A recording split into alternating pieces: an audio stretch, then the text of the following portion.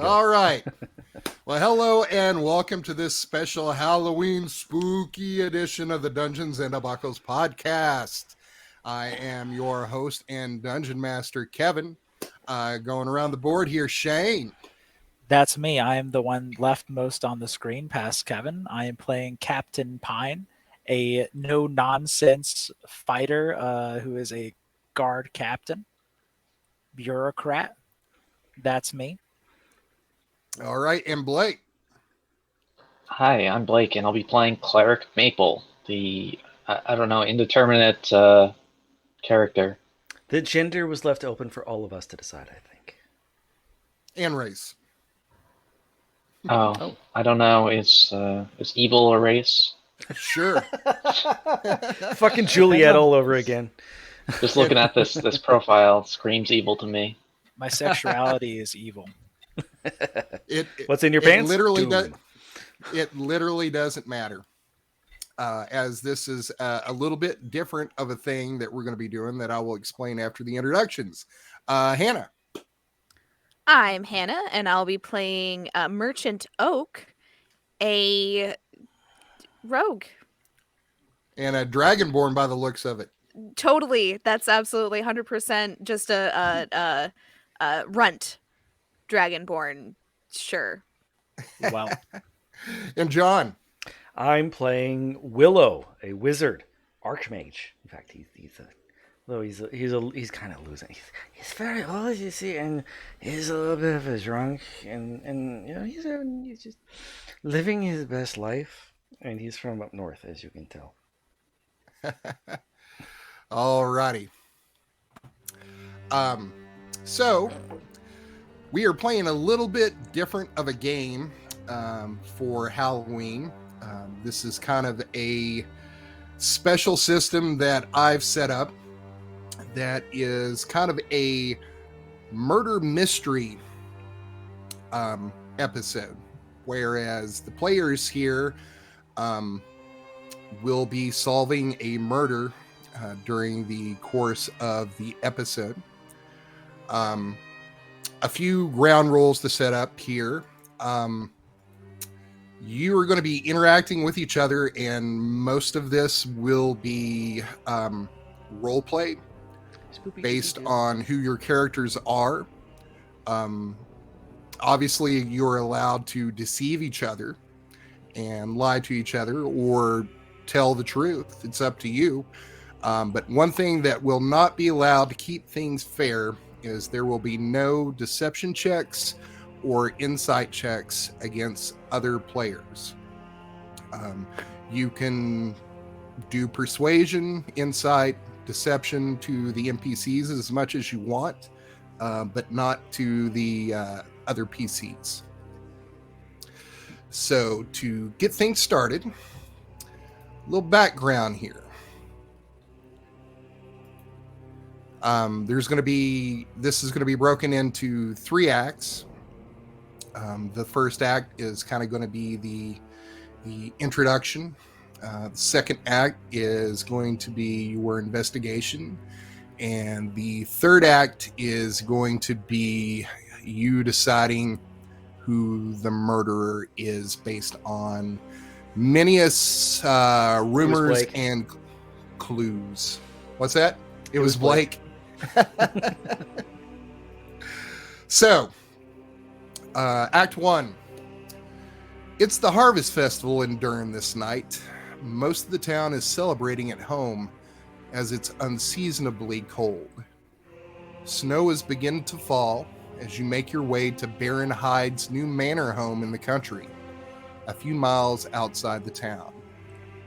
You, being one of the most prominent members of the town, have received an invitation to the Baron's Harvest Party, which is also a new home warming event, as the Baron wants to show off his new acquisition. Coaches and coachmen supplied by the Baron picked you up this evening and are now taking you to the manor home.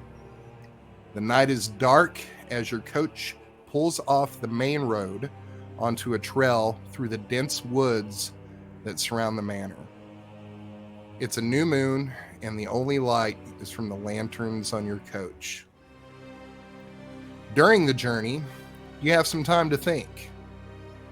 Why would the Baron invite you to this party? To say there's no love lost between you and the Baron would be an understatement. His wife Camilla or his son, it's doubtful they would have anything to do with it. Maybe the Baron wants to show off to make you jealous. Perhaps. Maybe he's invited you so, I don't know, he could brag about it to all the other people, about all the important people that was at his party. That's a possibility. Then you begin to think about your destination. Why would the Baron buy this manor?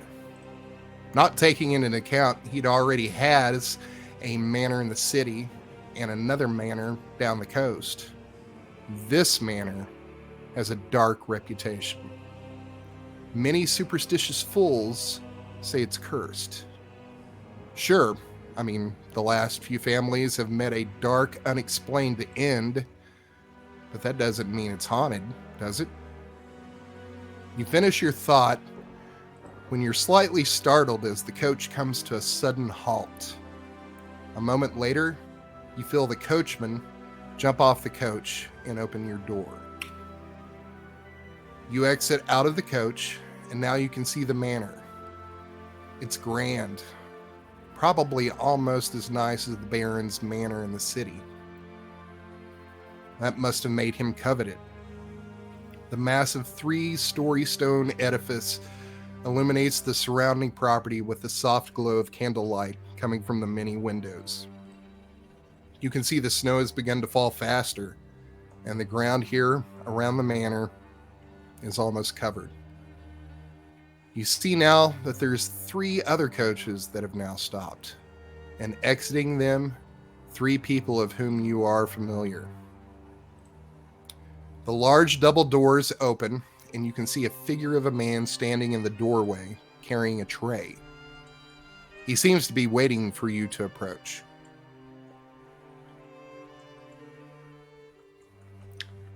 I approach. Hobble up with my cane. Hello. Why are we here? So as you all approach the house, you can see now that this is a man standing in the doorway. Finely dressed, but not too fine. And he says to you, "Greetings, esteemed guests. I am Phineas, and I'll be at your service tonight.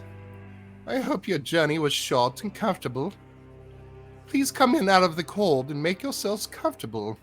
Ooh, very good. If you would lay your coats on the table inside, I will take care of them. Would you care for a warm towel to freshen up after your journey?" Yes, indeed, and some mulled wine would be wonderful. Spices.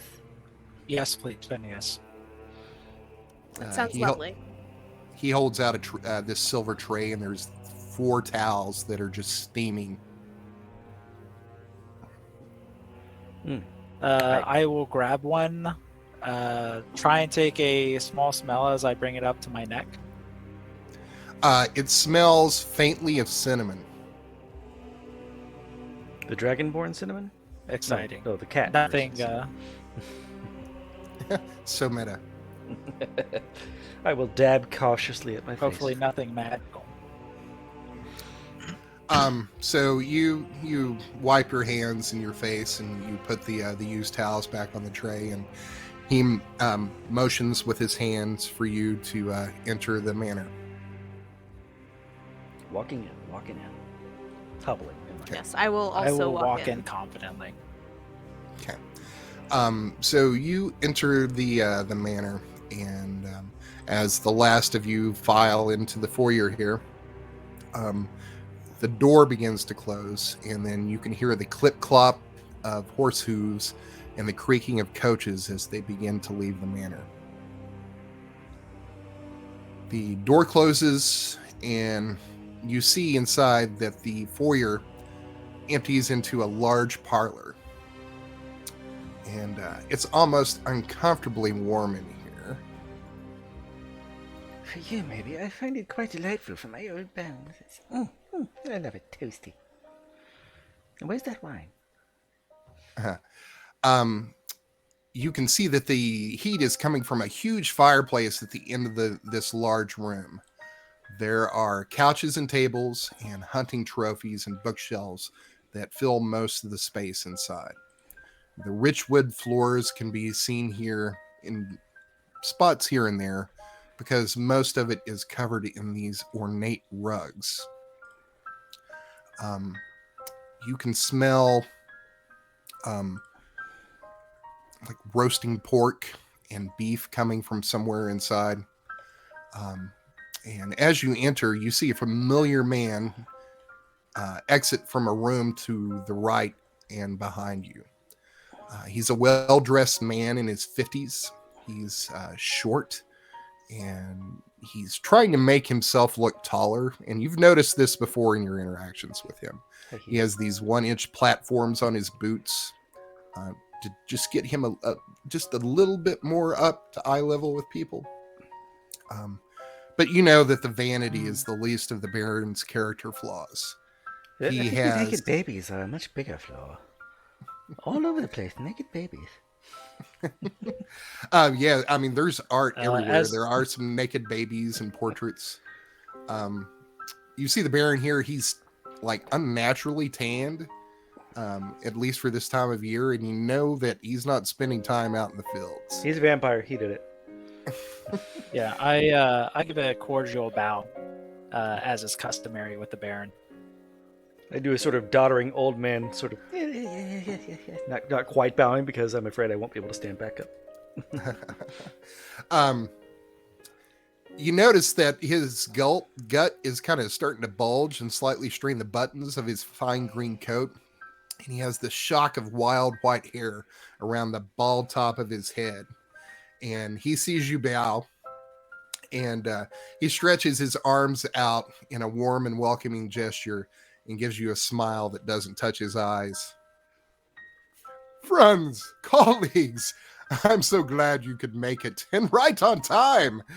The feast will be served shortly. I hope you didn't freeze on the journey. Quite the unusual weather for harvest day, is it not? Oh, please, come sit by the fire and warm yourselves. Phineas, fetch the mulled wine for our guests. And the Baron takes a seat in this large, comfortable-looking leather chair that the back of it faces the fire, and he gestures for you to take a seat. I will follow his lead and then take the farthest seat from him. Okay. I very gratefully take the seat closest to the fire if I can. The Baron says, Lady Camellia and Lord John will be joining us soon. Oh, here's the wine. And Phineas, the middle-aged man that you met at the door, you get a better look at him now. He's slim. He's clean-shaven. He has some graying at the temples of his groomed, oiled, slick back black hair. He has this silver serving tray, and he goes around to each of you and offers you a silver goblet that when you go to reach for it, it's warm to the touch. It smells of fine red wine and spices. After each of you have a cup, the Baron stands and makes a toast. To new dwellings in short winter. And he takes a long swig and sits down heavily into his chair. Has it been a long winter? I was under the impression that it just started. To new dwellings in short winter. Yes. Oh, I see. Yes, to that. Yes. Well, I can't remember winter beginning this early. I mean, we're usually about a month out before the first snowfall. It's quite unusual.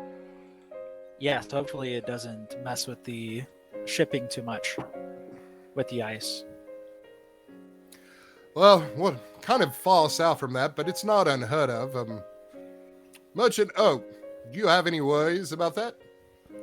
Some. It is always a concern when some of my goods from the north get slowed prematurely, but hopefully everything makes it here all right. Oh, but You have many boats, right? How many do you usually have that go much further north than here? Oh, I have a fleet that goes north typically. It's 5 or 6 boats. They'll usually stop going up north in about a month or two when it gets too dangerous for them to traverse. But they might actually have to stay home early this year. Oh, that would be Oh, such a staying home shame. sounds Five. quite nice. Oh, sorry. Go on, your baronship. Oh no, that's fine. That's fine. And you, Archmage Willow, how have you been? Oh, you know me, staying home doing my potions, dabbling around just a bit, keeping the hand in, don't you know? Just, enjoying. Oh, it was autumn. It isn't anymore. But the leaves were lovely. Yes, weren't they? And how is business going these days? No more accidents lately? Oh, no, of course not. No accidents at all. It's been very, very, very lovely. Yes, your lordship, sir. Oh, that's fine to hear. Yes, thank you. Yes, very good to hear. And how have you been, Captain Pine? Any new interesting things going on in the city that I should know about? No, your lord. Things are going just as they should, Keeping everything sound and safe? as well as I can. Oh, that's good to hear. Good to hear. I have a question for you. Have you heard anything about this, I don't know, creature that's been stalking around town?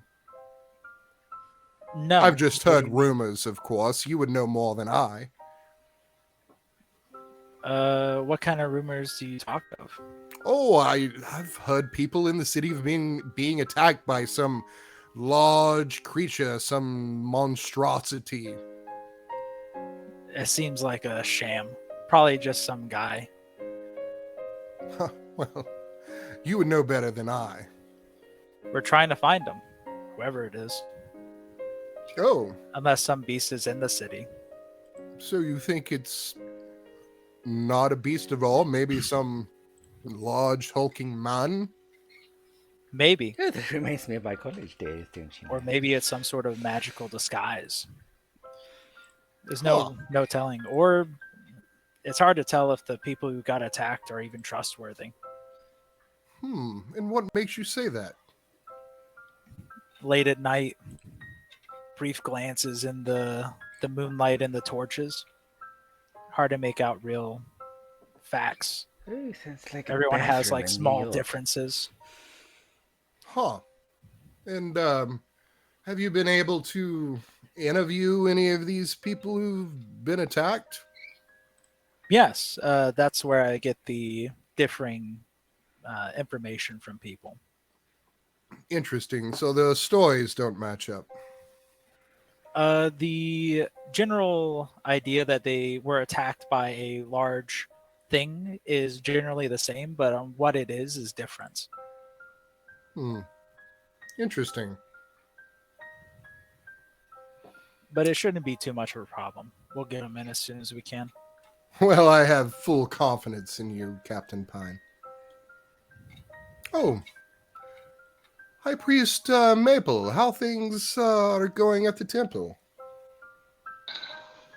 As you well know, our funds have been running low. Oh, The have year they? has been That's tough. surprising. Yes, and it's been difficult for the church to illuminate all things holy and true in this world. I thought the terrible. god business always did well.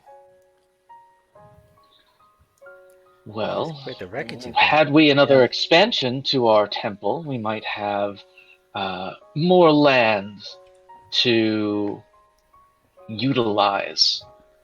Yeah, your land request was disproved, right? Disapproved?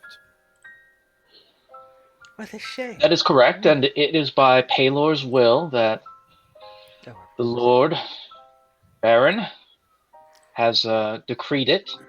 That is his divine right. Well, I mean, that's no offense to you, Priest Maple. I hope there's no hard feelings. It's just very valuable land that we needed for some new projects in this city. Funny how the And- Perch has so much valuable land. It's very strange.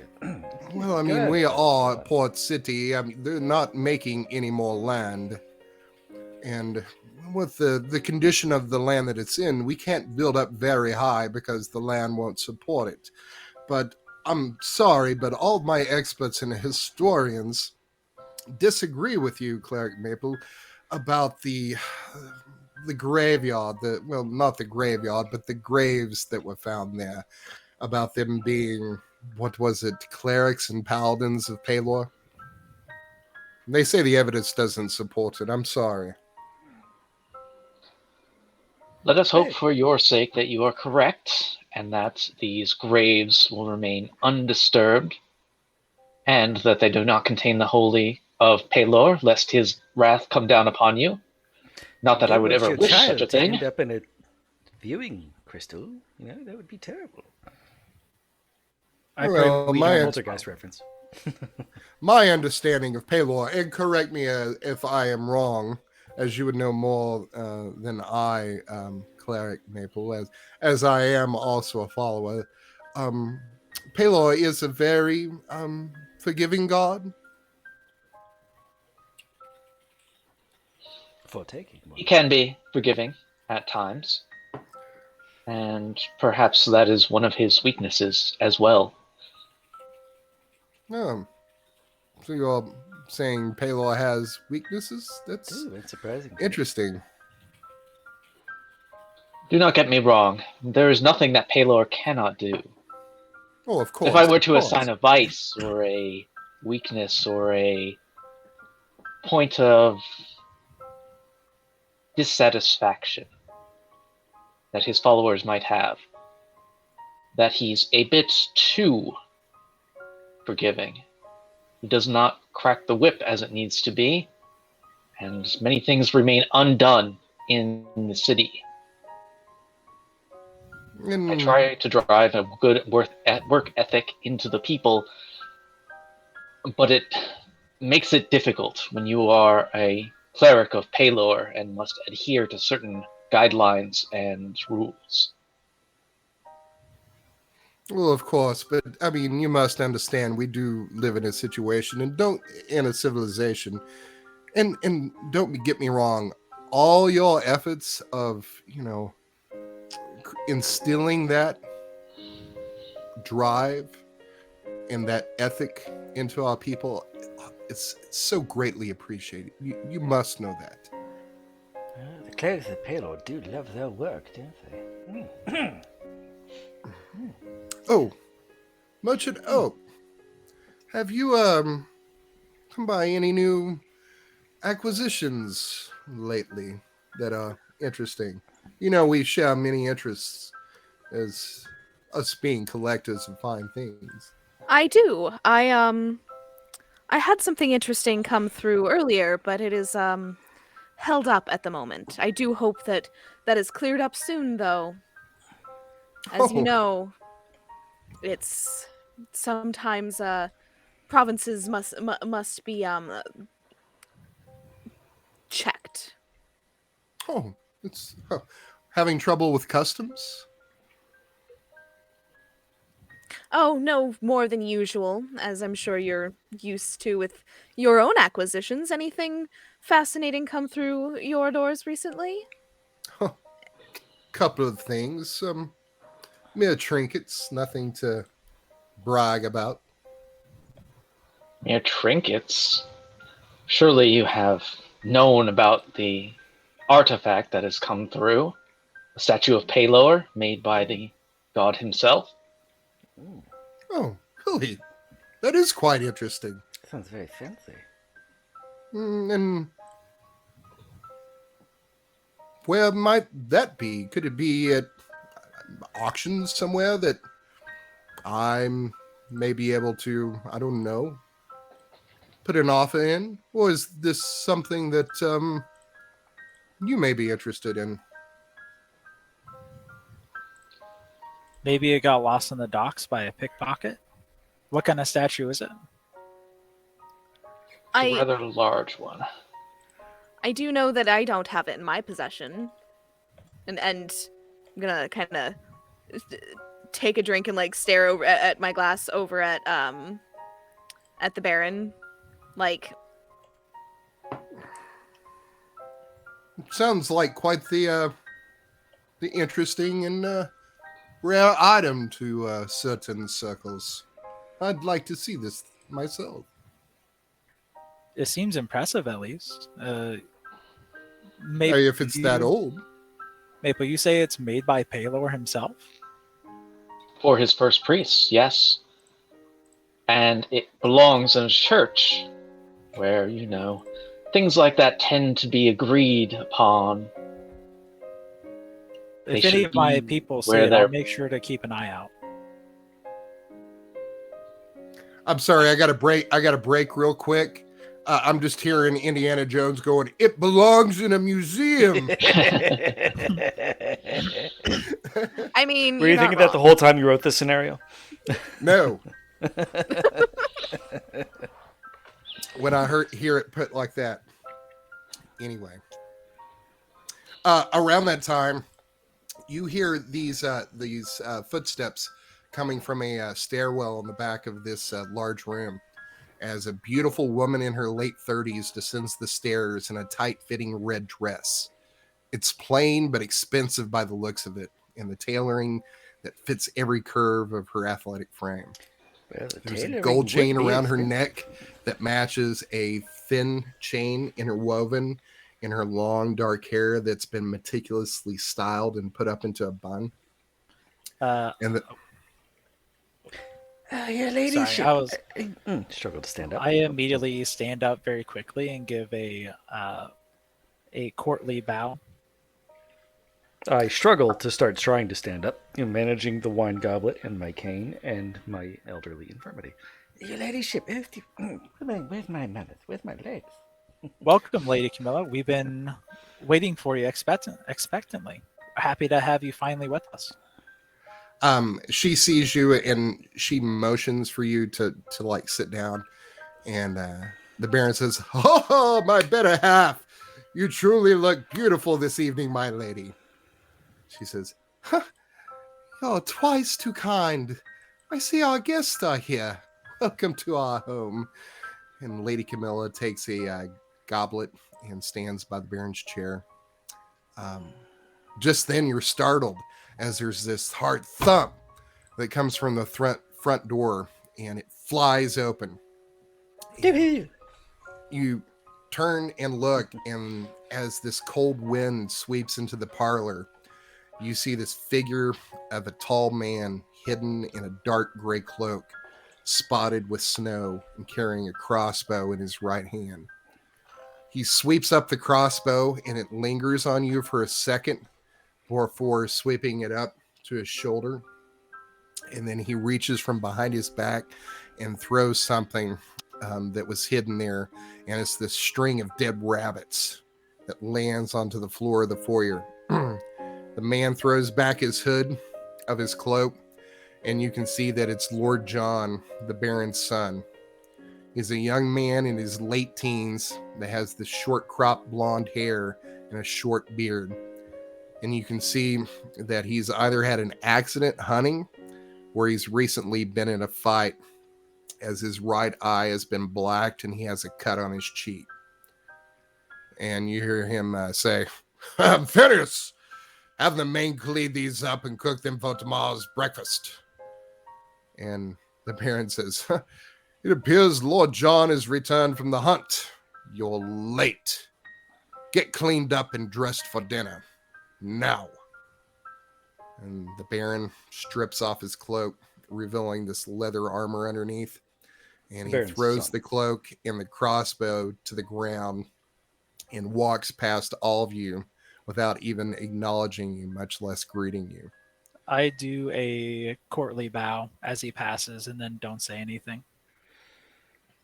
It seems like he doesn't even notice you. I take a long pull on my mulled wine. The butler, Phineas, closes the still wide open door and gathers up Lord John's things from the foyer's floor and follows the young man up the stairs. About a second later, you hear a bell ring from behind you, and the Baron says, "Oh, dinner is served. Shall we?" Yes, yes. Yes, of course, my lord. Someone help me from my chair. I seem to have misplaced my leg. I'll give the priest or the archmage a hand and say, "Dinner sounds lovely. It smells delicious." Thank you, dear. Thank you. The Baron stands up and walks to a room to the south, followed by Lady Hyde. I'll follow a respectable distance, about like 5 feet back, in line with him. Oh, thank goodness. No more naked babies. Tasteful decor.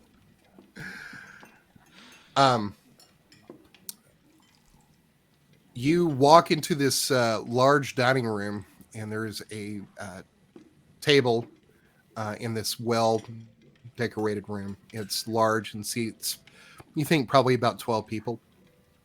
There is this large chandelier and lamps on the table that bathe the entire room in warm light. The walls are painted red, and there are many portraits of people on the wall, none of whom you recognize. There's even family portraits here, but not of the Baron's family, which you think is kind of odd. The smell of roasted pork and beef fill this room. The table is set with silver plates and flatware. There are many dishes, from roasted potatoes and corn, huge loaves of fresh bread, beans, sausages, and gravy. There's a huge rib roast of beef and a pork tenderloin that sit on platters near the center of the table. You wait for the Baron to sit before seating yourselves. And a woman in her 50s with brown hair, with the exception of a shock of white right in the middle that streaks back in her pulled back hair, enters the room with 2 pitchers and sets them down on the table. She's wearing a plain but nice black dress and blocky black boots. She speaks to the Baron. "Is there anything else, my lord?" And the Baron says, "If we need anything else, we'll call Catherine." "As you wish." And she gives a slight bow to the Baron and exits the room. And dinner begins. Well, this is a most delightful gustatory experience, all told. Oh, very well done, sir. Thank you very much. I know it's quite quaint, but hearty. Pork and beef, both. Lovely. Yes, just slaughtered this morning. The Taste accommodations the are air. excellent. Oh, well, thank you. I doubt even Merchant Oak could even compare to this. Well, I've been to a dinner too at Merchant Oaks, and she does all right. I do my best, though I'm frequently out managing my fleets, so sometimes dinner's not quite as extravagant as one would be able to do when they are able to stay home and plan such things. That and it seems that we have much different palates. Like spicy and exotic food, where I'm more of a meat and potatoes man. Well, course. when you have the option of getting spices from all over the world, you might as well use them, right? Oh, yes. Merchant Oak, you've become quite rich, haven't you? Well, I do don't- well. She's not at church, but I hear she's done quite well for herself, yes. It's a merchant's goal. I mean, she is one of the most prominent merchants, probably this side of Merlesh. I mean, she has 6 ships.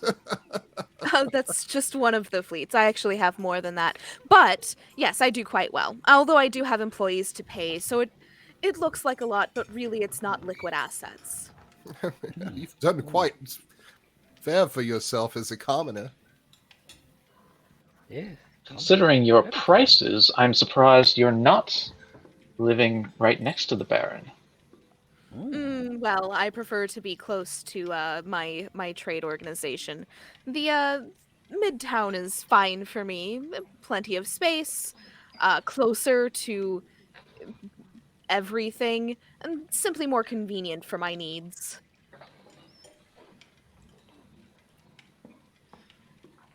It all sounds very lovely and convenient for you, my dear. I must congratulate you on your success in life. It's very nice.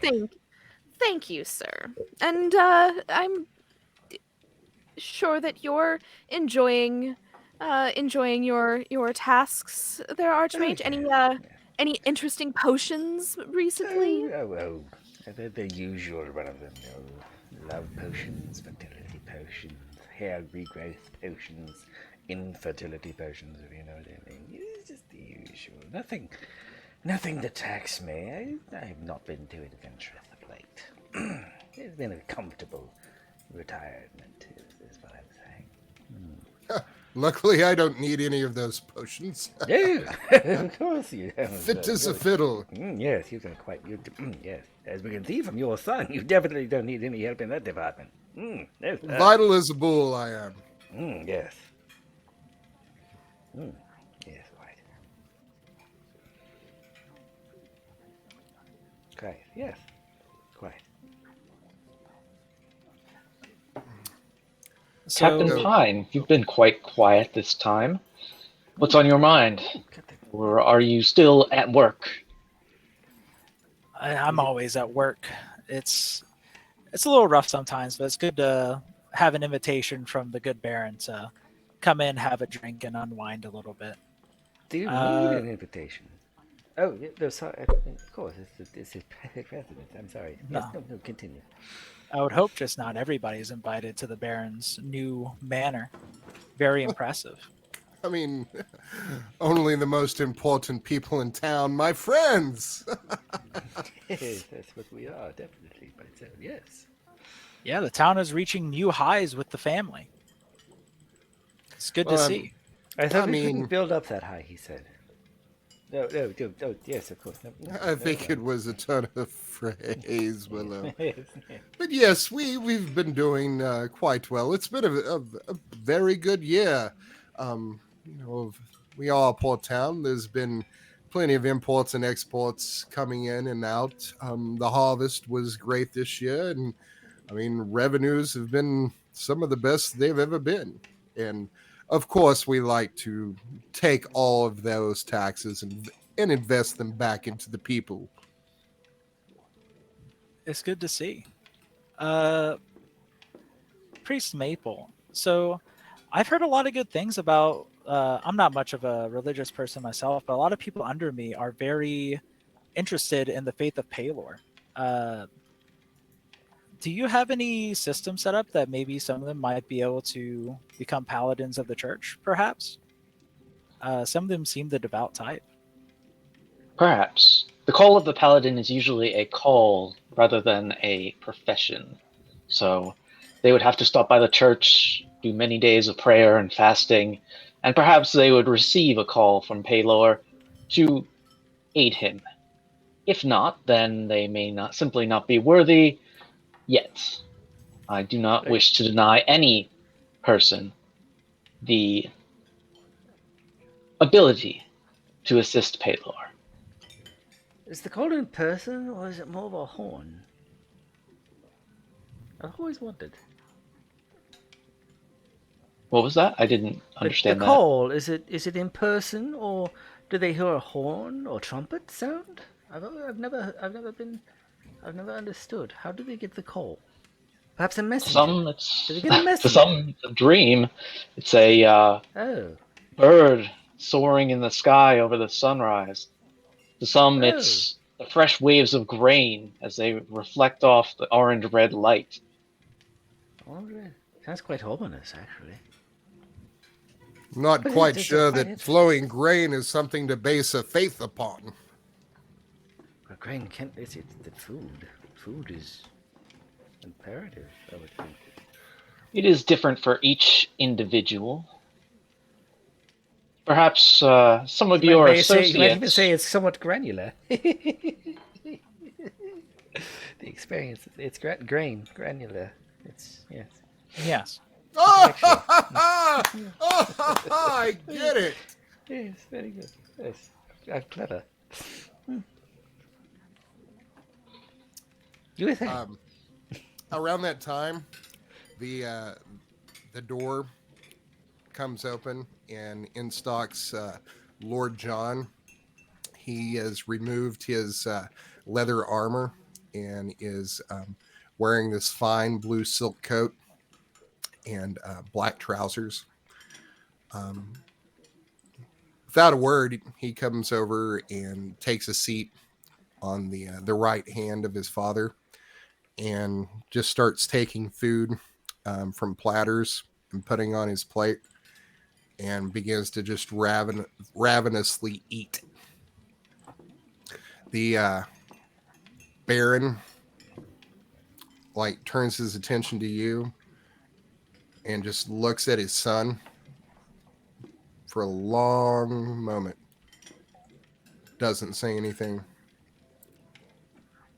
Kind of get the impression that he's kind of embarrassed by his son's rudeness to you. So after that long moment goes by, he looks back at you all and says, "So, you all must be wondering why I invited you here tonight. I mean, sure, we're all good friends here, but I have other reasons. You all are the most powerful people in Dern, with the exception of myself, of course. I asked you all here to be witnesses of a sort. Do you know the reputation behind this house?" And No. Lord John, with a mouthful of food, goes, "It's haunted." Baron slams his fist down on the table and rattles like the cups and the plates underneath you. "You speak out of turn, son. What my son meant to say is, it has a reputation of being haunted. And that is what draws me to this place. That, and it recently became available and for cheap, as the previous owners died recently and mysteriously." Lord John, still with a mouthful of food, says, "Being torn apart in your bed isn't that mysterious. It's probably bare wolves. In the middle I of the would city. ask..." Baron looks at him again and says, "I would ask you not to speak again until I'm finished. Am I clear, son?" We are in the middle of the city, yes? Seems very odd. You're actually not in the middle of the city. You are miles outside of town, basically in this manor house that's surrounded by this dense wood. So there's this long pause as the Baron is staring down his son, Lord John. Where was I? Yes. It would appear that they were viciously mauled in the beds, the whole family. But there was no evidence at all of what or who may have done it. Some say, in the area around here, that it was the ghosts of the family before them that died, or those people drowned in their beds. Quite strange. Or the family before them that appeared to have frozen to death in the middle of summer. So spooky and interesting, don't you agree? Of course. We have our Archmage here. Maybe he can try and maybe we can do a seance. I mean, that's why I invited you, for your expertise. The Archmage Willow, from the divine side, High Priest Maple, to give me your expertise of what you think may be going on here. Thoughts? Maybe there's a rogue wizard hidden somewhere in the house. It sounds like self-inflicted wounds, perhaps. They fell on their knife collection. And the ones who drowned in their beds? Waterbeds are a thing, and people sometimes trim their beards, and they might fall asleep and drop the scissors. These things happen. Oh, that's a interesting theory. Did I ever tell you the one about the dwarf with the block of ice and the ice bullets? It was very strange. Oh, really? Elaborate. Well, he needed the umbrella on the rainy days, you see, and then there was no chair on the floor because he hanged himself, and the bullet holes because the gun fired ice. It was a very complicated and absurd suicide. I don't know why he did it that way. He was a very strange dwarf. He raises his head and opens his mouth like he's going to say something. Priest Maple, what's your opinion? I always advise against communicating with the dead, but that is your prerogative and why we have the expertise, I suppose, of Archmage Willow here. Seems to me that these people met unfortunate deaths at the hands of some sort of magical force. Being drowned in your bed, please. Something like that isn't able to be done by some ruffian on the streets. Oh, It agreed. sounds much more demonic, honestly. Yeah, much And it's more interesting really. that you say communicate with the dead, as that's exactly what I'm proposing. A seance. We try to contact the spirits in this house on this night when we all know that the veil between the living world and the world of the dead is the thinnest. I've been What could reading possibly quite a... go wrong? It sounds lovely. Like a I picnic. know. I have been reading a lot about the ritual and the process, and I want to perform it tonight with all of you as witnesses. What do you say? It'll be a hoot. A jolly good time. Do we need any sacrifices? Your Oh, son no, John no, seems to no. have furnished us with half a dozen. No. No sacrifices involved. Just a little bit of incense and some candles and some symbols and runes, which I'm sure you and High Priest Maple are quite familiar with. But yes, we could do it here. I'll have the maid clear the plates. Catherine, come here. Come in. Bring Phineas with you. Clear the table. Did you obtain these materials that you seem to have on hand from Merchant Oak? Well, I mean, There's more than one merchant in the indirectly, city. maybe. I don't know. I didn't go directly to Merchant Oak to purchase the materials. I bought them in a store just like anyone else would. I mean, they're not very special. A little frankincense here, a little myrrh, some candles, some runes that I looked up in a book. Yes, this sounds like it's just Does this absolutely book have the a way this is faith supposed on to be it, done. perhaps? I mean, it's always good I to mean, check this- with your sources. There isn't much that book comes with into a town that faith doesn't go on through it. Oak. Okay, hold on just a second. Everybody's talking over each other.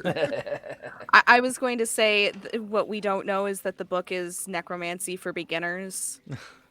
And I was joking about Facebook. Oh, I was saying that there wasn't much that gets into town that doesn't go through Oak.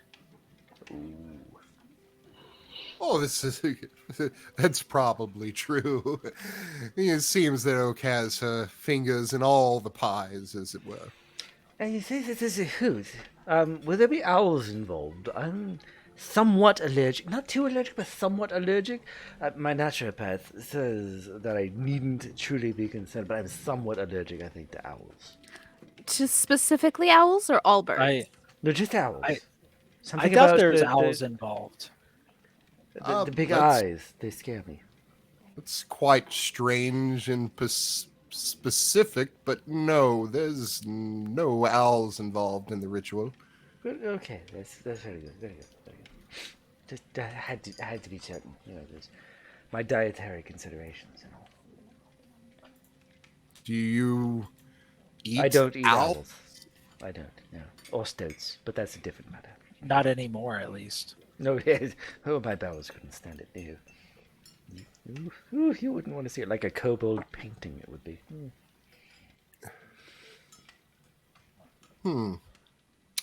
Alrighty then. He claps for Catherine and Phineas to come in. They enter and they have a cart and they start pulling stuff from out in front of you. The plates and the dishes.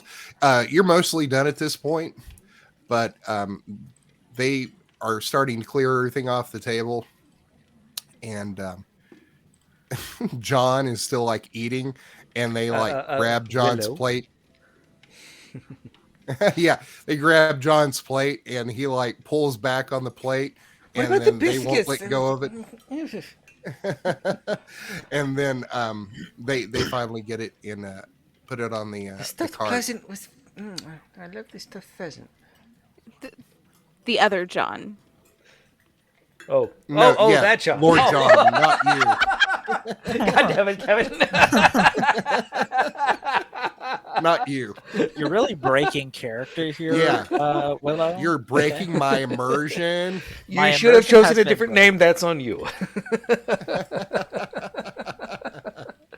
Okay, he's Jake. No, I'm kidding. It's still John. Kevin's metagaming DM. Stay in character, John. That's what Which I was one? doing. Oh, God. I was All reading right. The Greedy Old Man Who's Finicky. So they clear the plates, put them on this cart, and they leave. And Lord Hyde stands up, and there is this kind of like dresser to the this side in the back of the room. He opens it, and he pulls out a couple of containers and some candles and some candlesticks, and he starts setting up this table. He also has like a stick of chalk, and he starts laying all this stuff out and getting out the incense burners, and he starts explaining the process. And he says, the incense here is to show sacrifice and the willingness to spend your resources, to let them know how important your questions and your connection is to the other side. The candles are to light the way through the veil to our world. And the symbols here, as he's drawing them out, are the specific spells and incantations in order to contact them. Willow, you may recognize some of these. And you start looking at these. Give me an Arcana check, please. Oh, I will absolutely do that. I was expecting that First to come roll of very, the very night. soon. Yes. Oh, but, no, that's going to be a public roll, I guess. 11. I have everything set currently to whisper roll, so you can make the decision whether or not to show your role to anyone other than yourself and me. Okay. So from now on, I'm going to Except whisper, and it's that- going to be up to you to tell everybody what I know. Okay. I mean, love it's I can see it. yeah. well, that's because I also- chose public, but yeah. Oh, Yeah, because I I'm just wasn't going aware to- that that's what we were. I forgot that we were doing the spoopy doo. yeah. Also, I'm I was gonna watching do the a stream. test. Oh. Oh Quit yeah, you won't watching be able the to see my stream. rolls. Quit watching the stream. That's I mean, so I meta. was. Well, I just mean, set it watching up the to stream test means the we'll be able to things. interact with people who chime in from time to time, so that's Exactly. good. But Exactly. So you'll I'll also just be able to stop see all watching my the rolls stream. no matter what. It's fine. This is fine. Everything is fine, guys. So Willow, Wizard Willow, you take a look at these runes and incantations that Baron Hyde has laid out on this table, and they look like complete gibberish to you. Even with an 11, this doesn't look like arcane magic to you. Your lordship, might I see the text you got this from? I'm quite interested to learn new things, as you well know. I memorized it. The book is actually in my library. That sounds like quite a walk from here. I mean, it is. I'm pretty sure this is right. I will trust your judgment, sir. Nothing could possibly go wrong. Oh, I mean, no. I mean, the dead can't hurt us, right? Well, actually, there's zombies and whites and liches and ghouls and vampires and any number of... but no, yes. I'm sure this will be fine. Yes. Oh, I don't believe any of that stuff is real. That's Ghosts, very- yeah, probably, but zombies? Wives' tales. That's very well, I suppose. I'm just going to stand over here and observe from afar to learn these new things. And What? don't mind Do you me. not? Do you have something against the seance, Willow? No, of course not. No, be silly. No, I'm just going to stand over here and observe from afar, if I could. That would be my preference. To learn by watching and then later by doing in a very careful fashion. Yeah. Well, if there's nothing else, shall we get started? Yes, yes. No time like the present. Great. Let us all join hands. I'll be As over he here. reaches out and grabs John's hand and Lady Camilla's hand. And Lady Camilla reaches out for your hand, Captain Pine. I reach. I gingerly grab her hand, like it's made of Okay. porcelain. She grabs yours and she takes the middle finger of her left hand and kind of strokes the inside of your palm.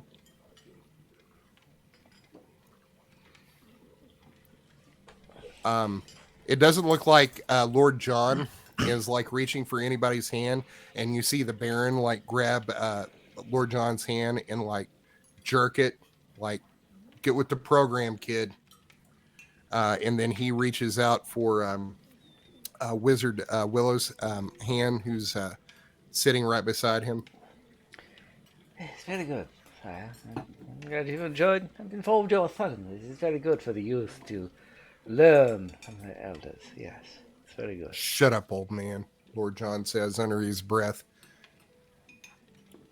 Yes, quite. So you all link hands, and the only light now, as the Baron has blown out the candelabra and the rest of the candles in the room, except for these few candles that are sitting in the center of the table. And the Baron starts humming. I want to And imagine him starts- standing on the table to blow out the chandelier above the table. No, he's got one of those the Big old long snuffers. sticks that's got the bell on it that you put the candles out with, But I still want to imagine him standing up to snuff it out because he's not. because he's short. That's heightest.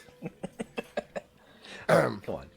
So he starts to hum and starts speaking these words of gibberish that even you, Wizard Willow, as versed in as many languages as you are, which are probably at least a dozen, have no idea what he's saying. It seems like it's all just gibberish to you. Can everybody hear the music? Yes. Yes. I've been bobbing along the whole time. It's a fantastic ambiance. So he starts humming. I no no mani, in this sing-songy, like humming, chanting, until he finally speaks in a clear voice as you kind of, he, like, everybody, like, in his family have, like, their eyes closed, but, like, you're looking out the corner of your eye at, like, what's going on. And the Baron says, "Spirits of the Mana, I beseech thee, let us know you are with us this night. Tell us how we can put you at peace."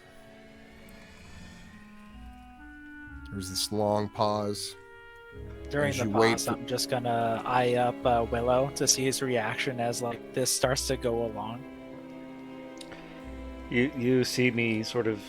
I'm an old man. I'm not trying too hard to keep a straight face. Just like a smirk. Rolling my eyes a little bit, with my eyebrows. The peasants and the Okay. things they do. Classist. So about a minute goes by. Nothing happens. The Baron says again, "Are you there, spirits? Please talk to us. Let us know what you want." Yes, spirits. This would be a lovely time to show up. And for anyone who has their eyes open, you see the Baron kind of like open one eye slightly and like look around to see if anything's happening. Nothing. Spirits, are you there? Nothing. Perhaps the manor's not haunted, just creepy. That's a definite possibility. Yes, that seems the most likely explanation, I think. Well, there you have it. It's obviously not haunted. There's no ghosts in this manor.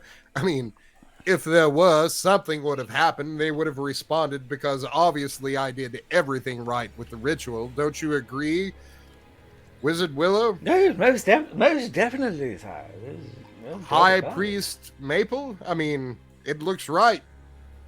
Don't you think? I don't know if I would call what we're doing here right, but our faith in Palor is certainly strong enough to protect us from any spirits that might be around. I would hope. Yes, faith and payload is definitely. I mean, do you think that may be the problem, that they're not responding because y'all here? Oh yeah, It is perhaps they entirely should be. possible. Huh. That's interesting. I wouldn't even think about that until obviously now, but I mean, the most logical explanation is the house is not haunted. That there Well, has perhaps to the be priest could have. Does the priest have his own special powers that he could bring to bear to elucidate this thing? Because there is very obviously, as a priest connected with the underworld, it's most obviously his domain. Oh, it's a good point, Willow. Is there any way for you to summon or talk to the dead?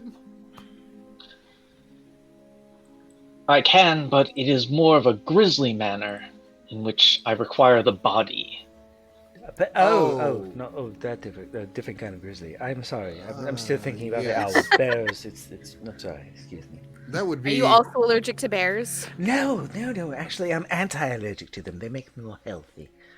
It's a strange thing. Sure. I mean, Especially having the the ears, for some reason. I put the ears on my head, and I feel very well. I mean, it would be having the bodies here would be quite distasteful. Well, there was a mention of a graveyard earlier, was there not? Something about a graveyard. I remember that the priest was very not very. Are you suggesting politely. that we dig up the graves of those brave men and women? Perhaps just Were know they to brave? They better died in their nearby. beds. How brave is that? I mean,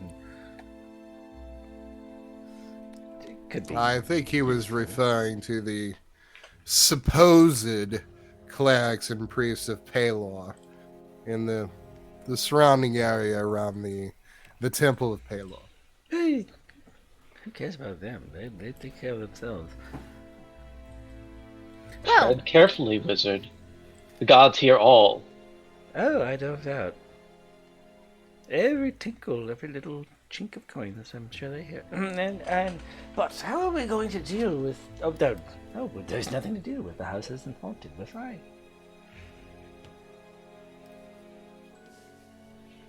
Is there more Doesn't seem to wine? be haunted. Yeah, yes, of course. He claps his hands, and Phineas enters, and he says, "Phineas, please refill these the cups for my guests." And he picks up a pitcher from one of the tables. It's and cold outside. goes A around. man's got to do something to keep himself warm. Quite right.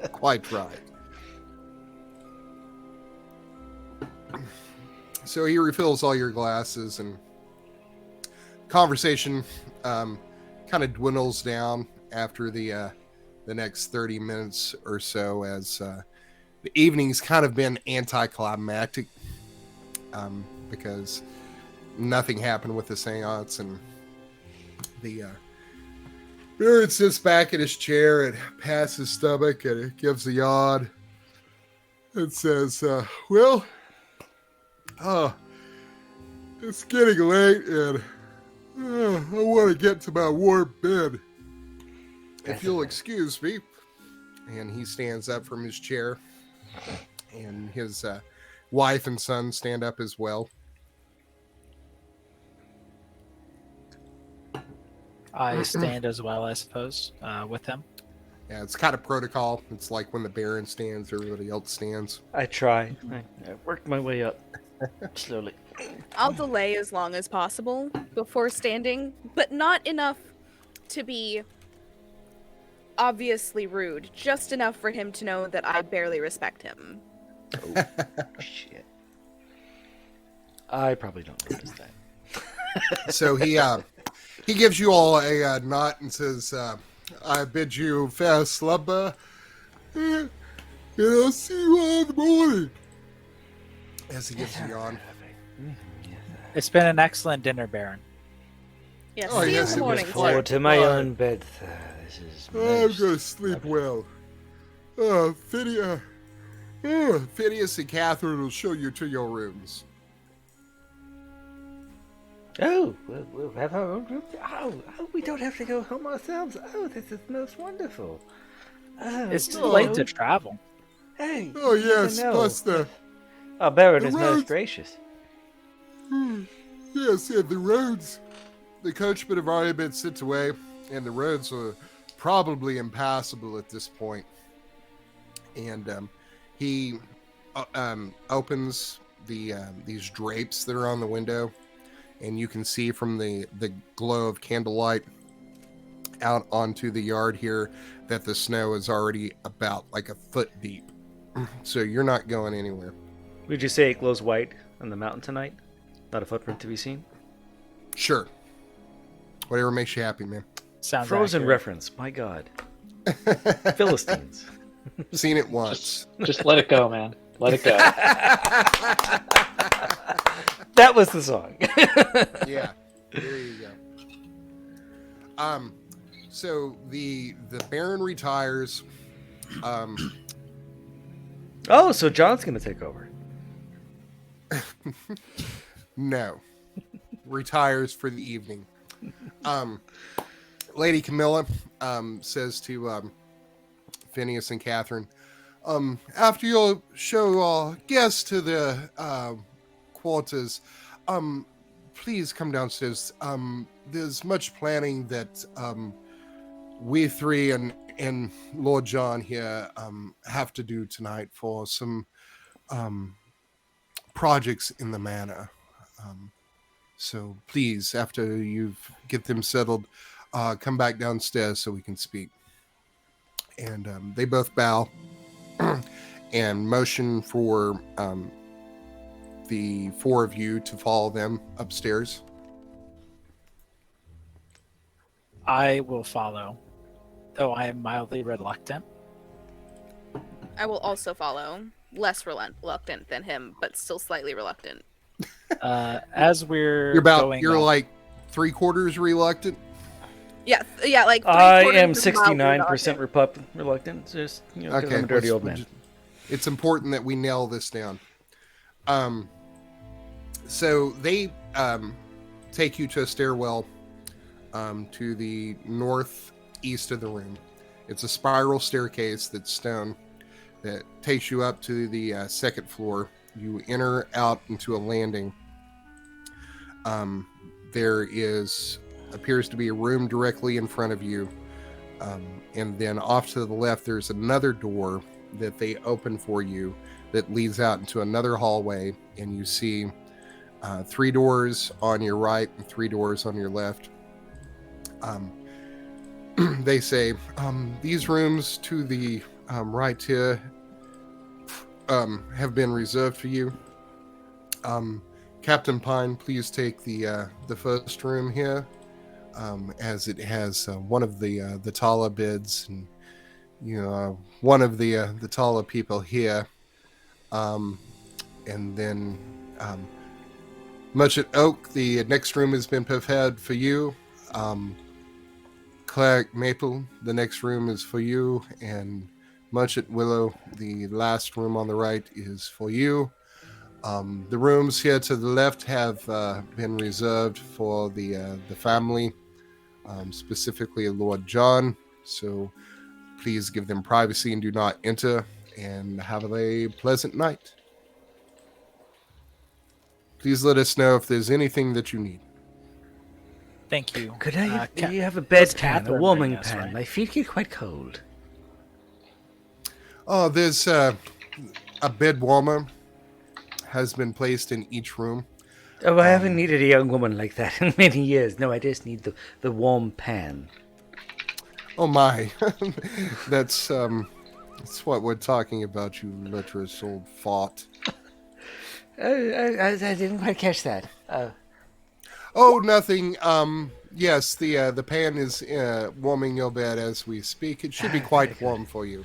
If you, Thank you very need much. it refreshed during the night, please don't hesitate to let us know. Yes, thank you. Just very, very kind. Yes. I wouldn't dare, Catherine. So you enter your rooms. They're kind of on the small side, but they are finely furnished. There's a porcelain basin in here with some soap and a towel. There is some steaming water in the pitcher for you.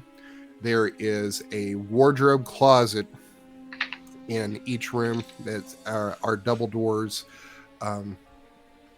You're like one of those people that go into a hotel room and start like opening up everything in the doors to see if somebody left something.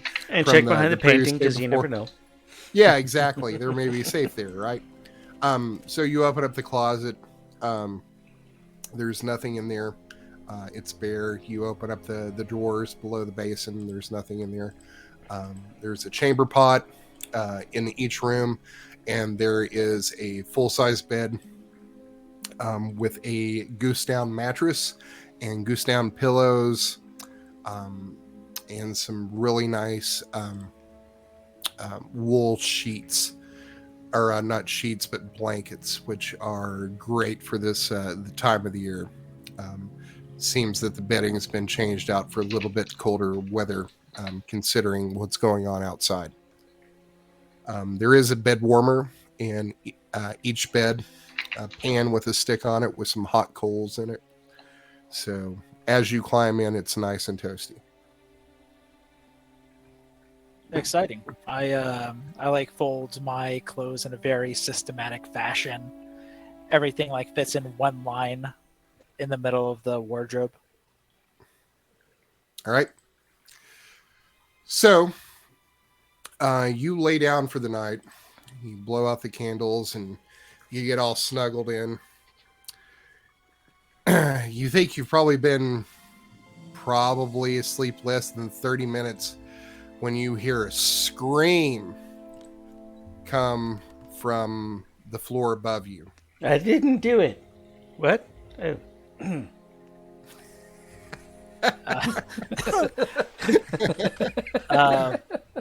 After like 30 seconds, you just see Pine in like skivvies and just like a shirt and like shorts that he sleeps in, and like Carrying boots a that sword? aren't laced. Yeah, carrying a sword and like unlaced boots, just running up. Okay. Willow gets dressed much more carefully and hobbles out with his. It gets cold at night, you know. He's got a, he's got his cane. Oak is going to put on just like a dressing gown over her chemise and kind of poke her head out. Like, Ooh, what? fancy word. What the fuck was that?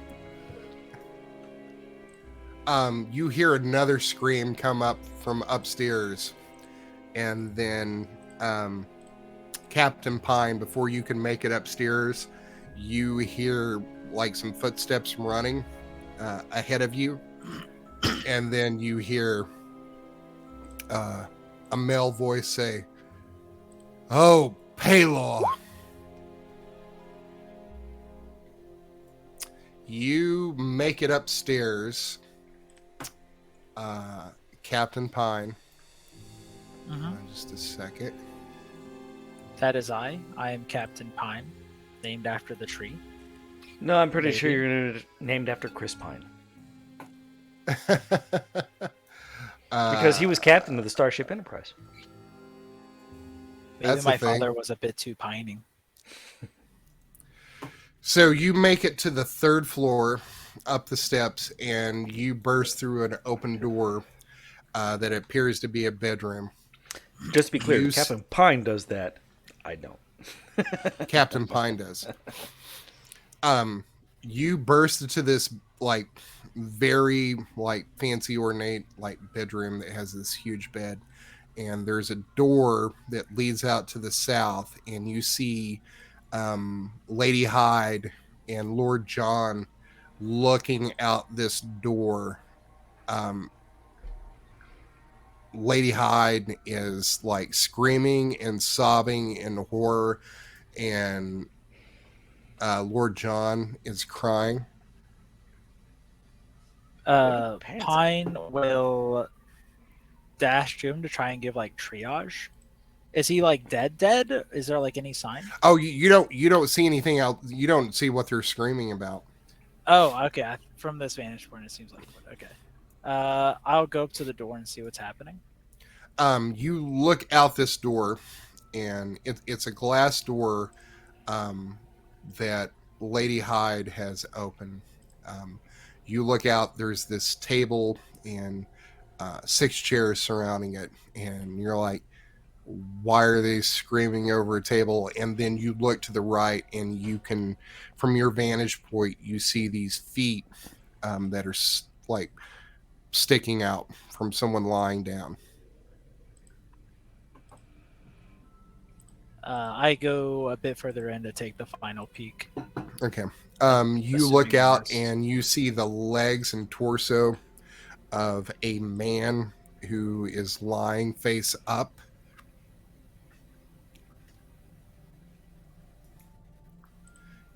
Are you going outside? Is this outside? Yes. Oh, patio. Got it. This is a it's a elevated balcony on the 3rd floor. You walk out, and you see that it's like this stone elevated balcony with this long table and chairs. There's these shrubs in either corner of it. The balcony itself is probably about 20 feet by 10 feet that looks out over the property. You look up, and it has a roof, so it's covered. And all around it, there is this balcony this railing made out of stone that sits up probably about 3 feet off the floor of this patio that goes all the way around. But the most important thing is you look over to your right, and this appears to be the body of Baron Hyde. lying on the patio. He's not breathing, and the reason probably why, and it doesn't take a healer to know that his head has been bashed in.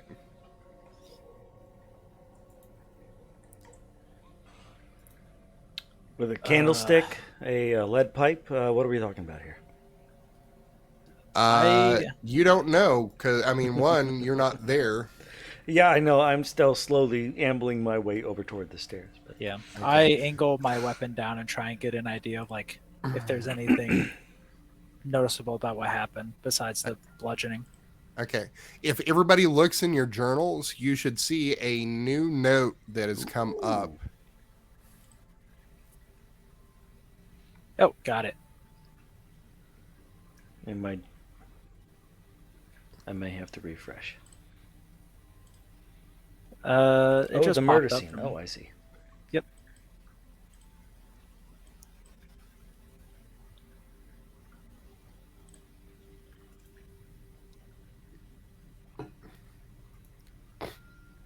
So there is a halo of blood that surrounds the Baron's head. Currently, Captain Pine is the only person up here, other than Lord John and Lady Hyde. What's everybody else doing? I'm going to head up as well. I'm Kind working of on it. wait patiently behind Willow as take every as he step makes his cautiously. way. At this age, you could break a hip. You don't know. And I'll just sigh, just Like when you're walking down the sidewalk and there's somebody, or even worse, the moving sidewalks at the airport and people are just standing there. I'm not gonna lie, I walk very slowly normally because I have short legs. So like I'm usually You're a tiny the person. We get it. Yeah. But at the same time, like I try to stay to one side and not like in the middle so people can get past me. And I'm not stupid. I just have short legs. It's not my fault. But yeah, so I'll slowly kind of follow Wizard Willow up. Checking your watch, worry. and You go a tapping little your foot faster, every I'll step. catch you if you fall. Yeah. Is Maple just like backed up right behind him? It's just a fucking three-way clock with Willow at the front. Yes, we must get up there. Hurry, friends. We're hurrying. We're going quickly. So, Captain Pine, you come out and you see the body. Lady Hyde explodes through the door behind you, goes over and like scoops the Baron's like head up in her arms and starts screaming, "We need a healer! We need a healer!" Ooh, we have one of those. He'll be right here. Just let me get out of the way. I'm so sorry. I put my weapon in my left hand and put her hand on her shoulder and be like, he's gone. No. Does anybody have a very large Maple rock? could save him. Maple, do you have anything? Do you have a very large rock, Mr. Maple? For what? They need a very large, very fancy rock. That's how it works. Big fancy rock. A diamond. That's the one I'm looking for. A very big diamond. Yes? You got Yeah, any so- potions that could help us? High Cleric Palor has gotten the lower part of his set of holy garments on and is currently dashing up the stairs with a holy symbol in hand made of pure gold and studded with gems. He comes upon the scene, and the call for the healer, he runs over to try and heal him as best as possible, but I don't think my spells are going to do anything. Give me a medicine check. You're allowed to keep it secret in a way that I am not. Yeah. His head's gone. I mean, even like the most novice, like cleric, healer, hedge witch, would be able to look at the Baron and be like, "This dude's down for the count." As like the back of his head has been like obliterated. Okay, I'm gonna have, ask you to hold on for a second, Kevin, because Windows have gone weird on me on the app 20 thing. I'm going to refresh real quick Okay. so I can try to open stuff up and see what's going on with stuff.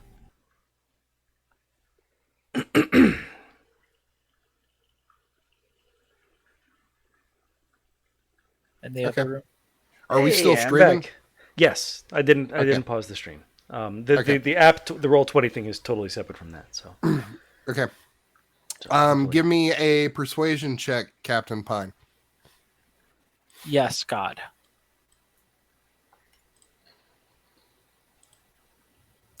Wow. Okay. What do you say to Lady Hyde? Lady Camilla, you gotta. He's gone. You gotta give it your son and see if he's okay. Okay. We'll handle it from here. She of a woman. Yeah. she takes a breath and composes herself and kind of straightens up and is, regally and as dignified as she can. She walks back through the door and she grabs her son's shoulders and takes him into the bedroom and starts talking to him. I gave her like a pat off as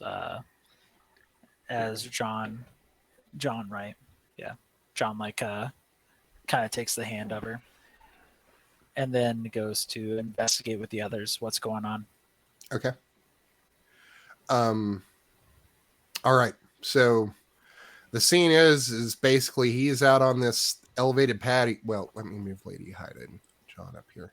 They have moved into the bedroom. They're over here sitting on the bed and whispering to each other. They're both like sobbing. So the scene out here is, it appears that Baron Hyde is lying on his back. There's a pool of blood behind his head. His head has been bashed in. He is in his night clothes, so it appears that he was getting ready for bed. But for some reason, he's out on the balcony. Well, this appears to be a case of self-inflicted wounds, I should think. Clearly a case of suicide. He came out here. How do you, sir? You would think, Willow. Yeah, I Sir, mean, how would you smack yourself in the head so hard as to kill yourself? I just need to know. have you never encountered what a you very think this stupid happens? person and wanted to smack your head against something very hard? It could happen. Had a conversation with one very recently. You take my point very well, then, miss. Yes, of course. It could happen. You've got Willow, you've got a pretty good idea on how to blame things on suicide whenever you kill somebody. It happened.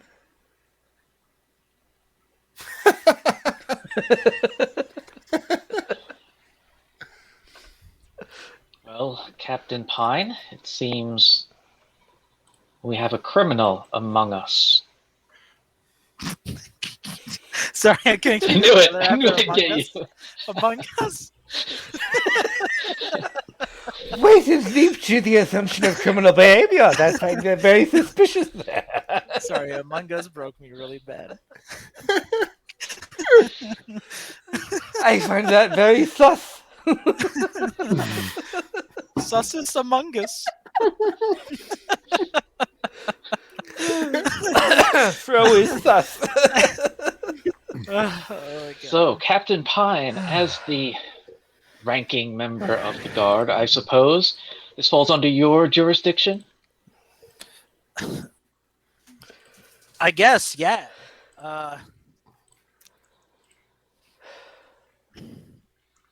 Investigating murders is usually under my purview.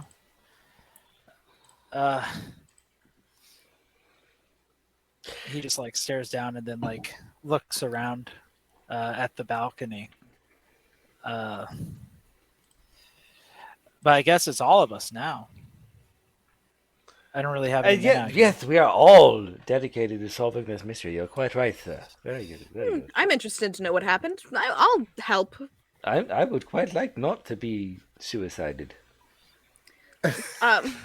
Yeah. What do you think that Don't word do it. means? I'm pretty sure he's using as a metaphor for murdering. Well, that makes sense. That is logical. Yeah. Teenage suicide. Don't do it. Damn it. Welcome to the 90s, folks. So, what should we do, Captain? You seem Yeah, what is- likely what to is- be in charge, yeah. what does this type of thing usually entail? How do we solve a murder? Should we Well, discard of the corpse? Or No. resurrect the corpse? Willow, I want you to stay as far away from the body as humanly possible. Well, that sounds quite good to me. I like that. The priest could talk to the dead. He said he needed the body.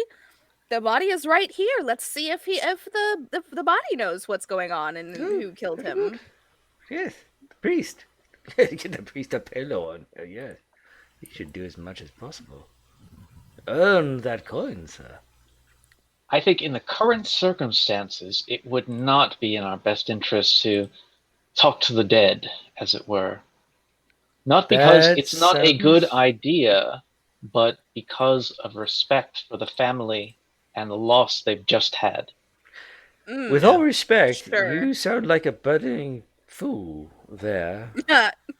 Who more likely to know who killed him than the person who just died? Indeed. I mean, Perhaps the person who- especially even if it was a suicide, as I suspect. Perhaps the person accusing it of suicide is. To his credit, I don't think he knows what that word means. I'm pretty sure he does. It means when a person Uh, forces you to do something that causes you to die. if we're already talking about Like, somebody having murdered him, or I mean, he Let's didn't not even smack say him- murder. He didn't bludgeon himself in the head. he could if it's have. even a bludgeon. I mean, Nevertheless, talking to the body seems can we less find recent. a weapon, Kevin? Oh, is Is there a weapon or anything? where I No, can put like in if you visible sight? the notes specifically say it doesn't take a healer to know his head has been bashed in. Like we all know that his head was bashed. That is a known factor at this point. Well, What what did I'm he getting bash at- himself in the head with, I wonder? Is there anything Well, out here maybe a splattered potion with exploded blood? in his head. Give He me exploded in his head. a perception check. Who? Anybody who's out here. All of us are out here. I will perceive. Okay. I have also perceived. So have I. Sussus among us. So you all like start looking around, you start looking in the bushes. Some of you go in and start looking inside the Baron's bedroom. Willow, you being a little bit like shorter and kind of like hunched down as the old man that you are, you notice the glint of something shiny underneath this table out here on the balcony. I take a closer look at it. All right. So you look under the table, and what you find is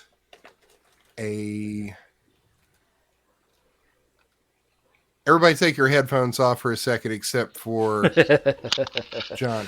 Too bad we don't have. Yeah. You see a golden statue of Palor. It measures about a foot tall, and the base is covered in blood. Shit. Okay. It's up to you whether or not you want to tell the rest of the party. Okay.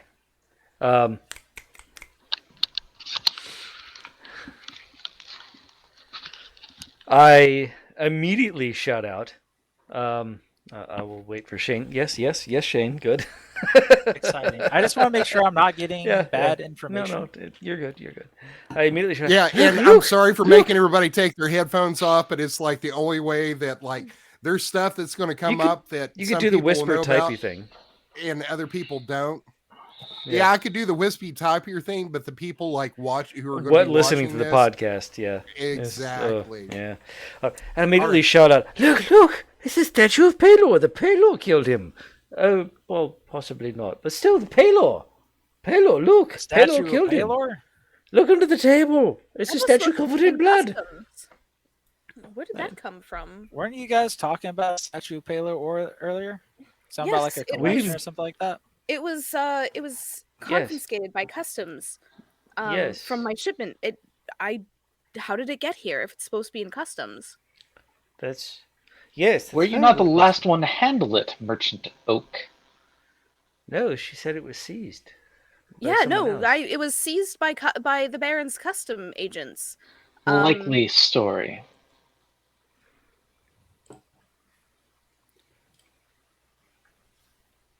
I suppose. I mean, it is a very likely story. It makes perfect sense. Yeah, she said it was seized earlier, and then I don't. I've been trying to get it back for days. It's not supposed to be here. It's supposed to be held in an office somewhere, I assume. Well, we found out the office, huh? Indeed.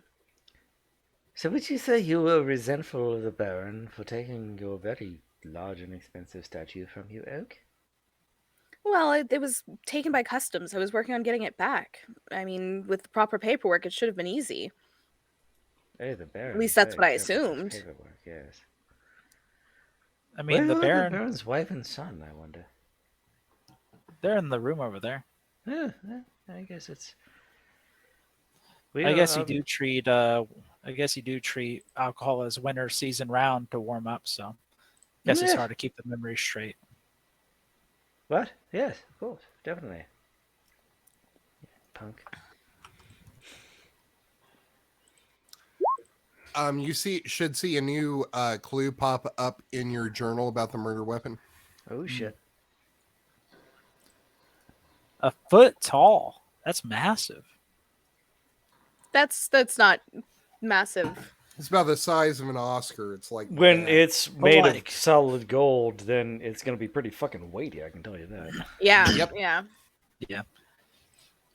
Isn't gold like super soft? Am I soft, right but fucking heavy. The base is one of the densest blood, though. Yeah. It would be like hitting someone with a sock full of sand. It would hurt a lot. Sock full of sand, sock full of nickels, sock full of lead, sock full of gold. It would deform, but it would kill you.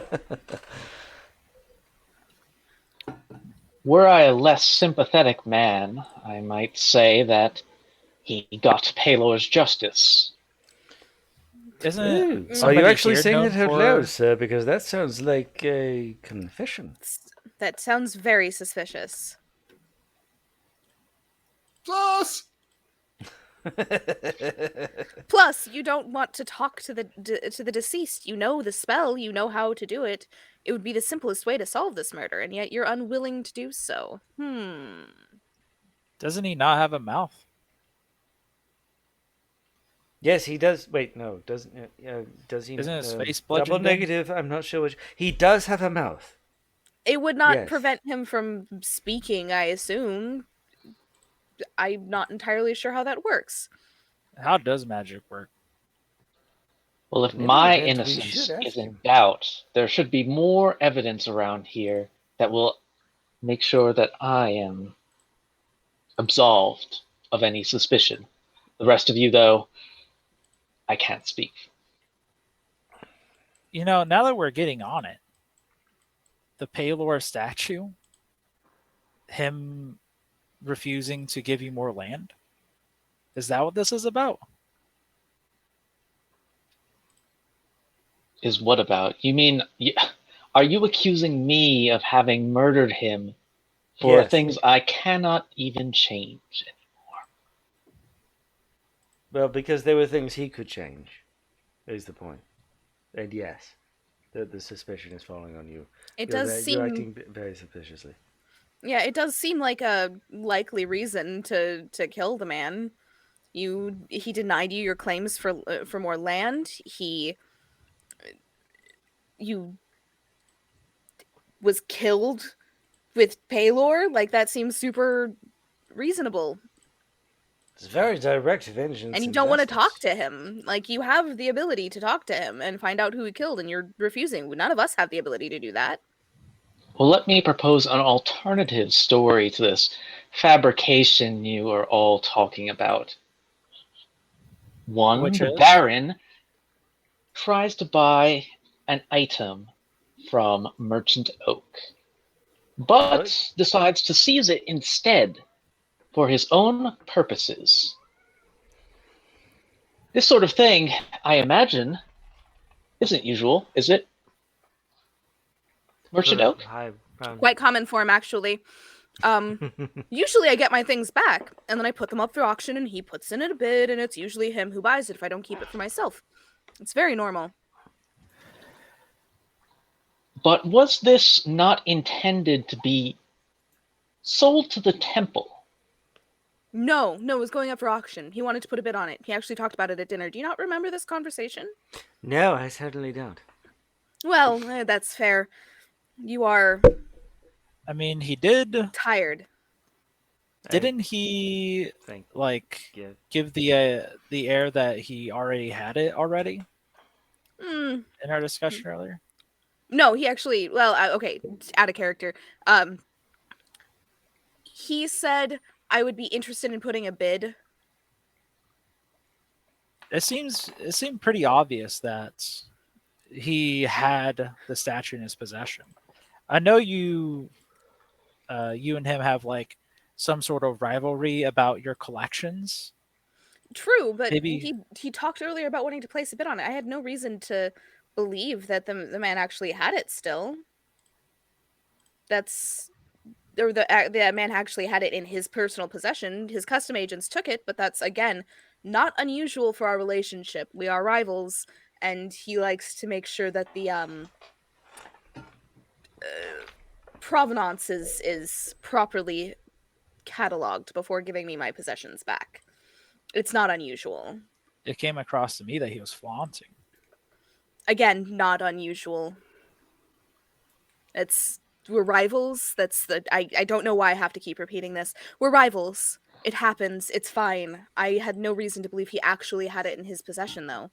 Like I said, it normally stays with customs until I can get the provenance back, and if I can't, then he gets it, and it is what it is, but we hadn't reached that point yet.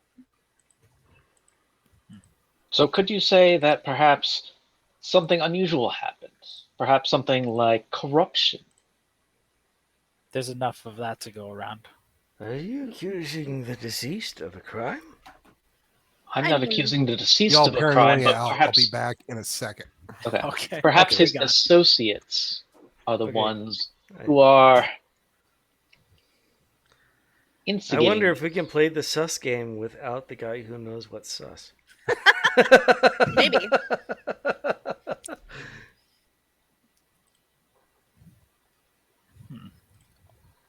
Okay, on a completely different note. My dog managed to turn around in the bed and maintain the blanket on herself. What a god. Just so you know, I shared that picture of your dog under the blanket on the stream. Oh, good. Amazing. Spectacular. She was just digging, and it's obnoxious, but noisy and intrusive. Yeah, and like I wanted to, so I was gonna be out of camera. I figured I'd whatever, but she has managed to maintain it on her, because now that it's 55 outside, my house is finally down in the low 70s. Yeah, it's fun. I hear ya. Okay, so we've got a statue of Paylor that seems to have been used to I think we should go ahead and agree that the person with the most hair did it. So obviously one of you three. Yeah, I don't have. I mean, I have. We got the beardy, froey Shane. We've got evil Bob, And then we have long hair Hannah. Well, okay, but here's the thing: if we're gonna go by who has the most hair, then I feel No, like our beards DM are not hair. That's obviously totally different. I don't know where you get that from. All right, now the DM is back. We can continue with the sus game. As you are paranoiaing out, you hear a angry scream come from inside the bedroom. Oh shit! I It's hobble my way back always in. John, and then I go out. Other John, evil John, in-game John. You walk inside, and Lady Hyde is holding in one hand something that looks like a note, and in the other hand, a glass vial.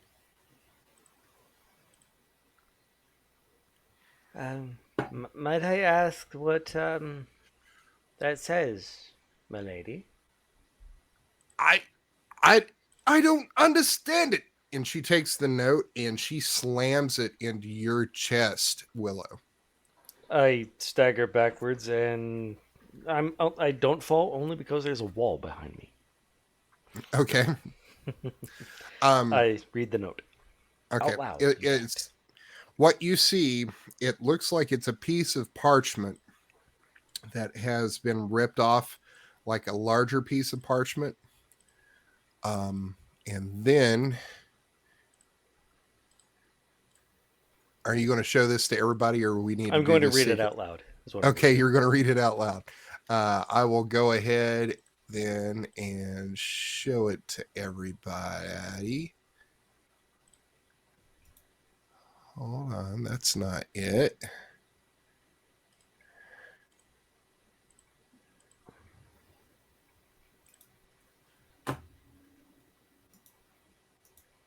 Can you see it? Not if it's on screen. If you've shared Hold it on. to something else. There we go. then- Got it. there we go. The lover's note. Meet me at the balcony, my lover.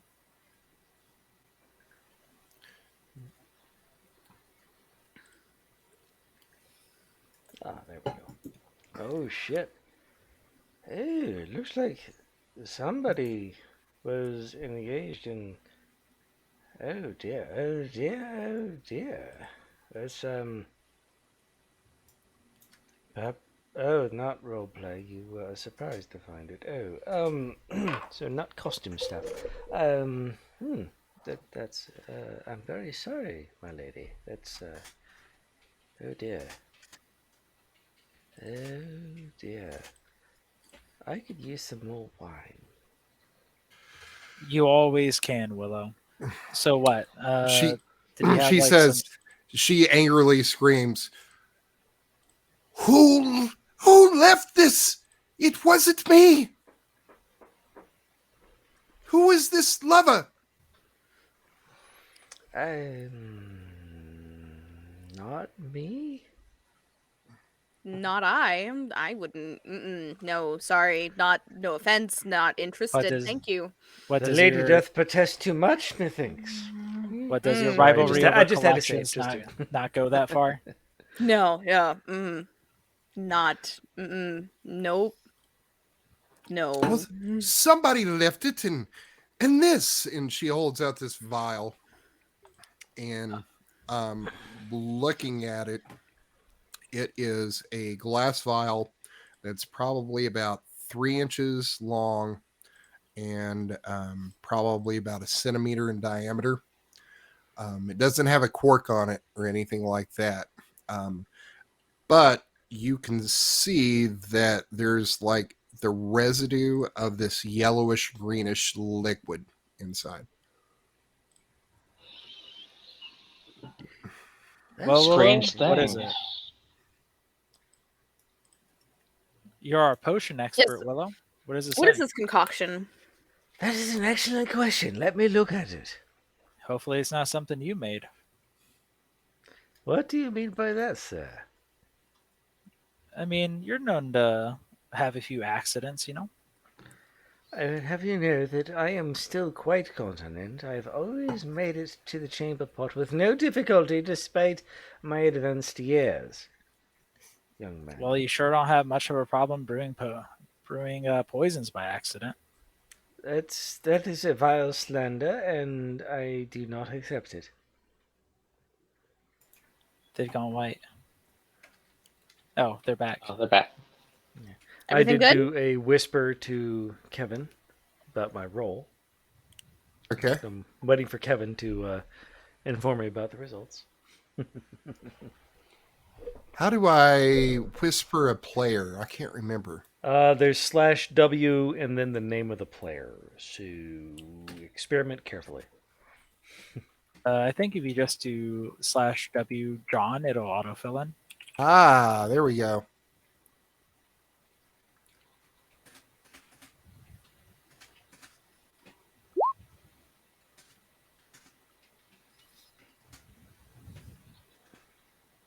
Tippity tappity.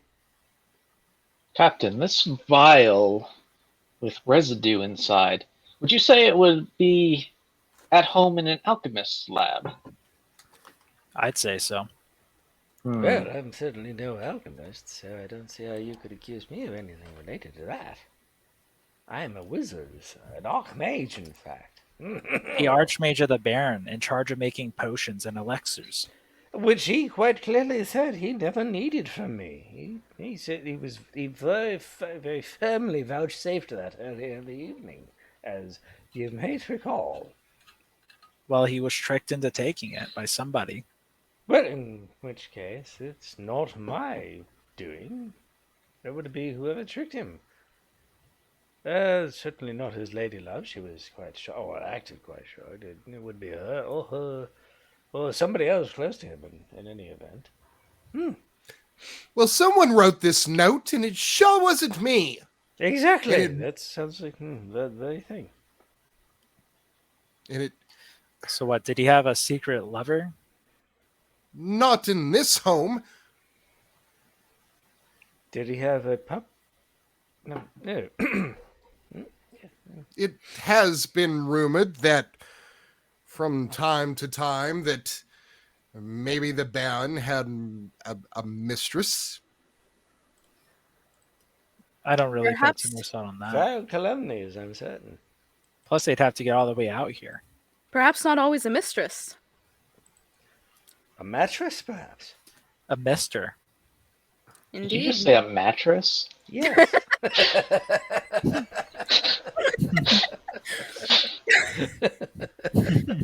Well, it's no secret that he was a man of certain appetites that was attracted from nobles and rich merchants, even rumored to be priests and barmaids, male or female, of any race in the city. It But was you're saying you knew a of no source of such. embarrassment, but I was proud to be his wife. But were there any such currently? Not that I'm aware of. There should be a new rumor that popped up in your journals. Yeah, he Yeah. was basically a fuckboy. He's the Baron. Omniphile, I think they call it. Pansexual. DTF, no matter what. Can I inspect the letter? Is there anything like of note on it? Like maybe thieves can't, or something written on it? Give me an investigation check. Can do. Like maybe there's something of a message for whoever delivered it. Investigation. Boop, boop. There we go. There's that. This appears to be very fine parchment. You've actually seen this before from looking at the weight of it and the feel of it and the color of it, that this appears to be some stationery that has come from the Baron's office before, and edicts that have come to your attention as being the captain of the guard. So it's something that is produced for the barony that the baron uses. Yeah, that would be your guess.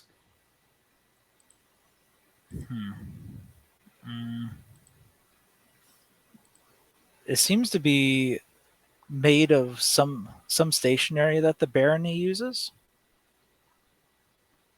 Maybe it's somebody who works here. Get their hands on it. Or perhaps someone who receives those missives often. It's torn off, right? So perhaps they received a message and tore off a piece and used that to write whatever it is. That's very Captain Pine, sensible. you receive these Lot better. missives often, don't you? Every now and again. To be fair, it seems like it could even be the stationery our invitations were on, which means that it could be any of us. I mean, not me, because ew, but any of you three. Yeah. Well, I Captain assume, Pine does seem like the fair recipient as a young, healthy man. That would be quite attractive to someone of the Baron's type, apparently. I don't have anything for the baron. Besides a penis. Or anus. I do Okay. not have a penis for the baron. It's also rather interesting that he was struck with a statue and his face was caved in. That requires a great amount of strength, wouldn't it, Captain Yes, Pine? it would. That does seem quite. Yeah, I guess it would. But I mean, there's several grown men in the building. It's me. Phineas could have done it. He's always by the baron. Phineas has served the family for 20 years. It's unlikely he's going to choose tonight to be the night he turns on his master. Unless he was a jealous and slighted lover. Yeah. Willow's got magic. Lady Hyde turns to you, Willow, and says, What is this?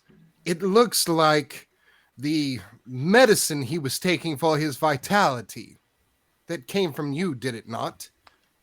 Oh, he was quite I clear thought he that did not take such You've been giving him medicines. potions for vitality, I Willow? mean, what would you know of such potions, my lady?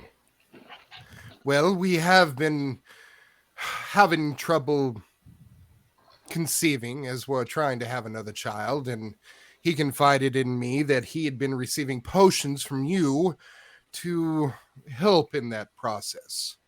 This looks similar to one of the potions that he's been taking before we've had relations. Oh, and perhaps you have been taking potions as well, my lady. I don't know what you're talking about. The potions you required from me that That prevented doesn't answer the question of what such kind of acts. potion this is. What kind of potion is this specifically? Oh, this is indeed a potion of vitality, but it matches. Yes, it's the antithesis of the potions I provided to the lady to prevent the exact conception that the Baron wanted to acquire. I'm happy one of them didn't fall Yes. dead earlier. What I'm saying, my lady, is that you and your lords were acting at cross purposes, and I was striving to keep this quiet. Thank you for It was in our revealing it. confidence, and I do not appreciate you bringing it up. Well, you should. You started it, woman. I will Woman? also be right back, but I'll be right back. Her name's Lady Camille. No, her name is Lady Hyde. Lady Camille is the daughter you're clearly fucking. What can I say? No, Camilla Hyde. Lady Camilla Hyde okay. is the lady of the house. You should see a new rumor pop up in your journal. Hoping to see it.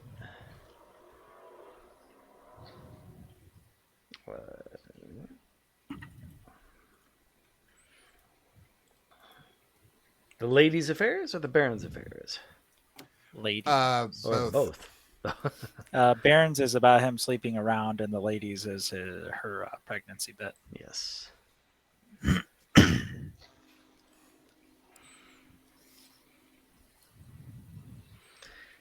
Her name is Lady Hyde, and perhaps you should be... you should not accuse me of being disrespectful, sir. Well, you're bumbling drunk all the time. I imagine that's as much disrespect you can give. Apparently, I was effective enough in the potions I was providing to her ladyship for both the lord's and others' sakes.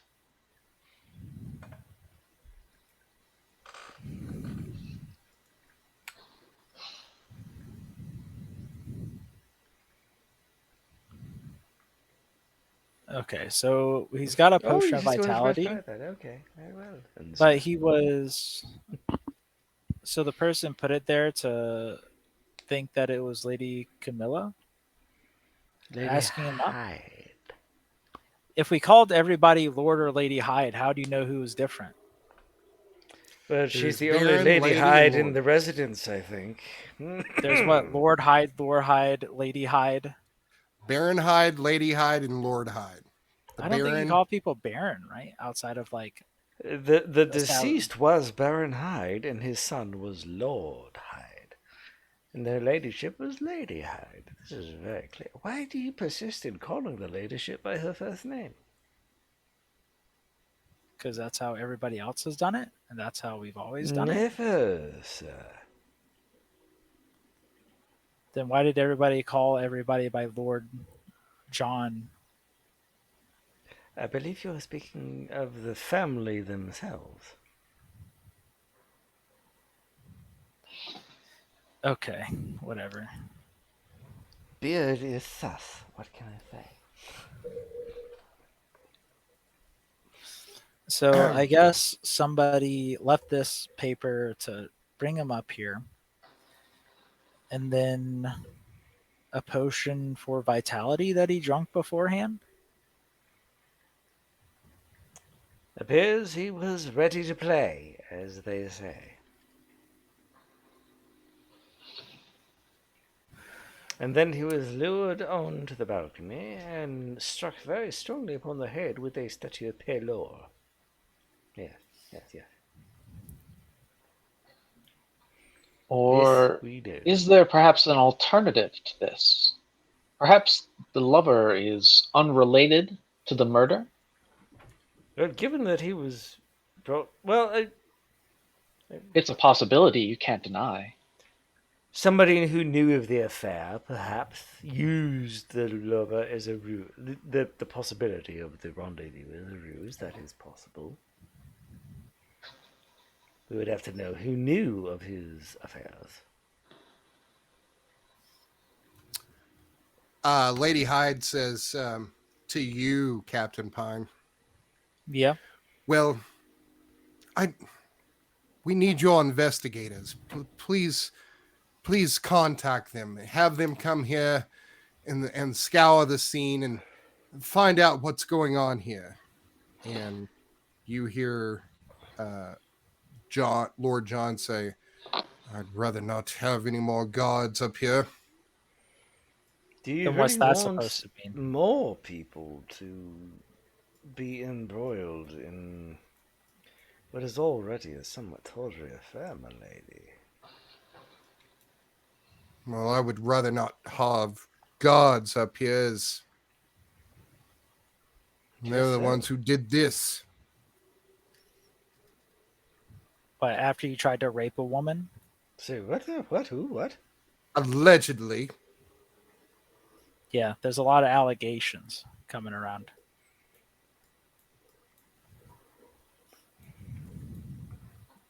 And that god was an accident, I'll have you know. It's always an accident. He started it. Sure, he did. Well, if this is the way it's going to go, I'd be happy to have the guards involved. But Yeah, it's gonna take him at least a day or two to get out here with all the snow building up. Yeah, not to mention it's a dangerous trip. It might even take longer than that. And we should probably solve this before any of us leave in the morning. Yeah, don't want any of Please. us leaving before we figure it out.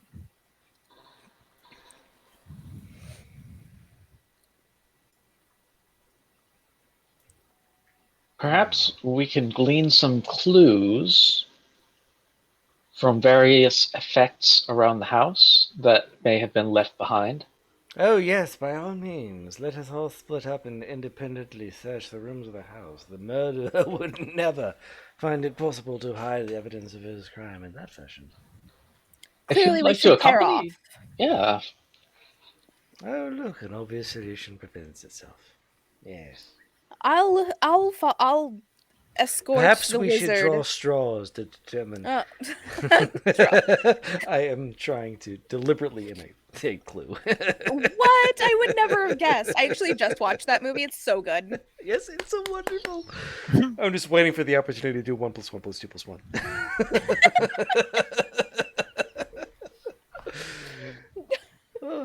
All right. Perhaps we should. Yes, we should. Let's pair up and investigate the house. Split can the ass- party. Indeed. It's the only way to Please. be sure. I guess that leaves me with the cleric of Palor. Yes. Sounds wonderful, good sir. Ooh. Ooh.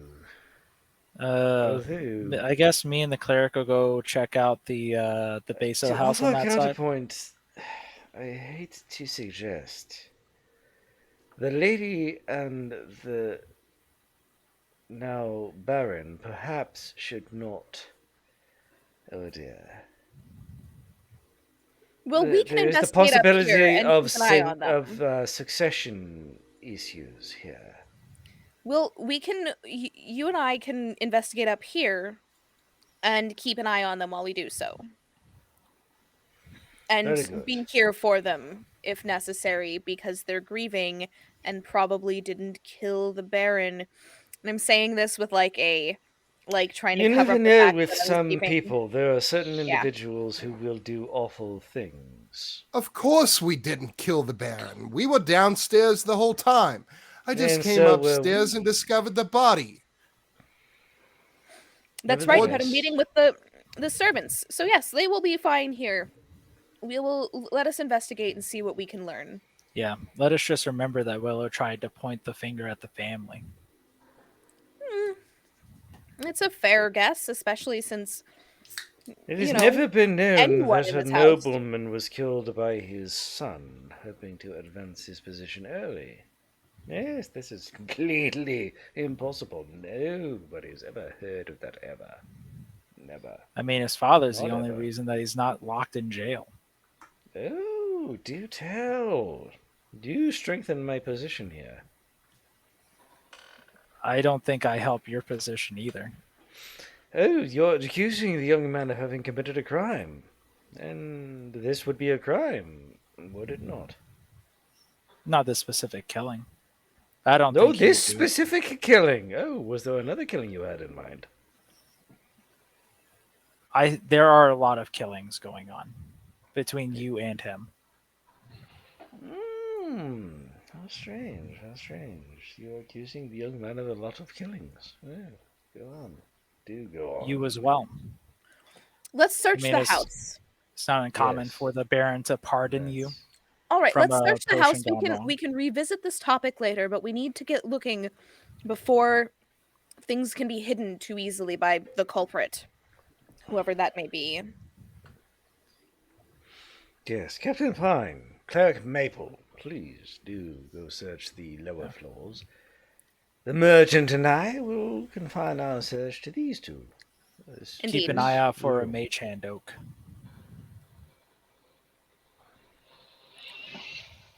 All right, let's start with Willow and Oak upstairs. What are you doing?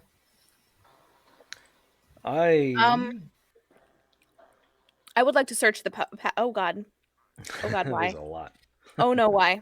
No, I can't move my it's moving the whole thing. Okay. Okay. No, it's still a problem. There we go. I would like to search the patio. Okay. Further. Wizard Willow, are you searching the patio, helping? or No, are you I'm searching going to within? stay in this room with what's her name is what is his face? Hyde and John. And I will go through all, let's see. Looks like there's a bureau and maybe 2 desks and a bookshelf. Okay. I'm going to start with the desks. Okay. Let's start with Merchant Oak. Give me a perception check. There you go. Everybody take off your headphones except for Oak for a second. As you are with a 19, that's a really high roll. You are going to find, and since you're so close to it, there is a feather that you find between two of the railings out here. Okay. Give me a nature check real quick. Wow. Okay. Okay. That is a 20. This appears to be a feather of a large brown owl.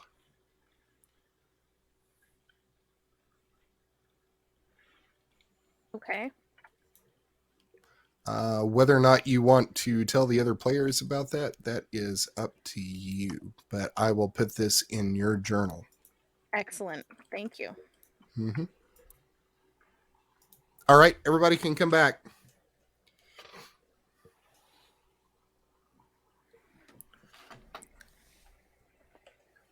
I've returned. I'm here. All right, so let's go to Wizard Willow. You are searching inside the Baron's bedroom. Yes. I'm going to start with the desk at the top left. Okay, give me a perception check. Okay, let me find it. Oh, God, I have so many goddamn windows open. All right. There we go. Perception.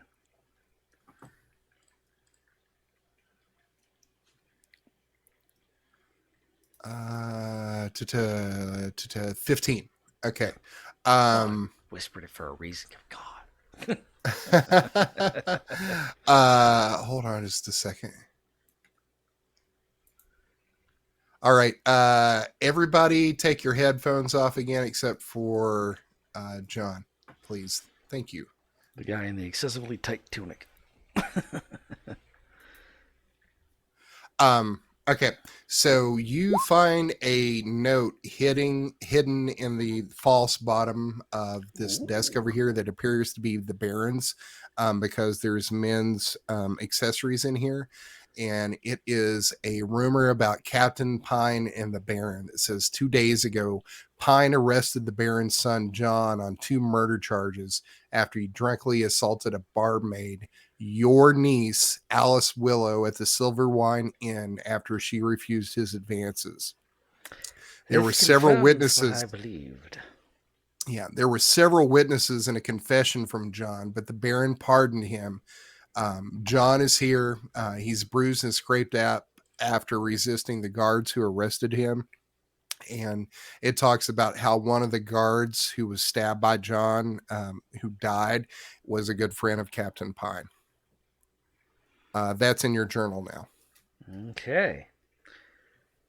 Everybody else can come back.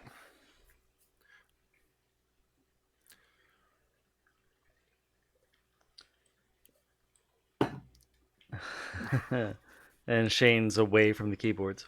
So I'll just go down and check the southern desk. Milady, I'll check your desk now. Give me a Yet perception another. check again. Oops, wrong. Seriously, so many windows now. All right.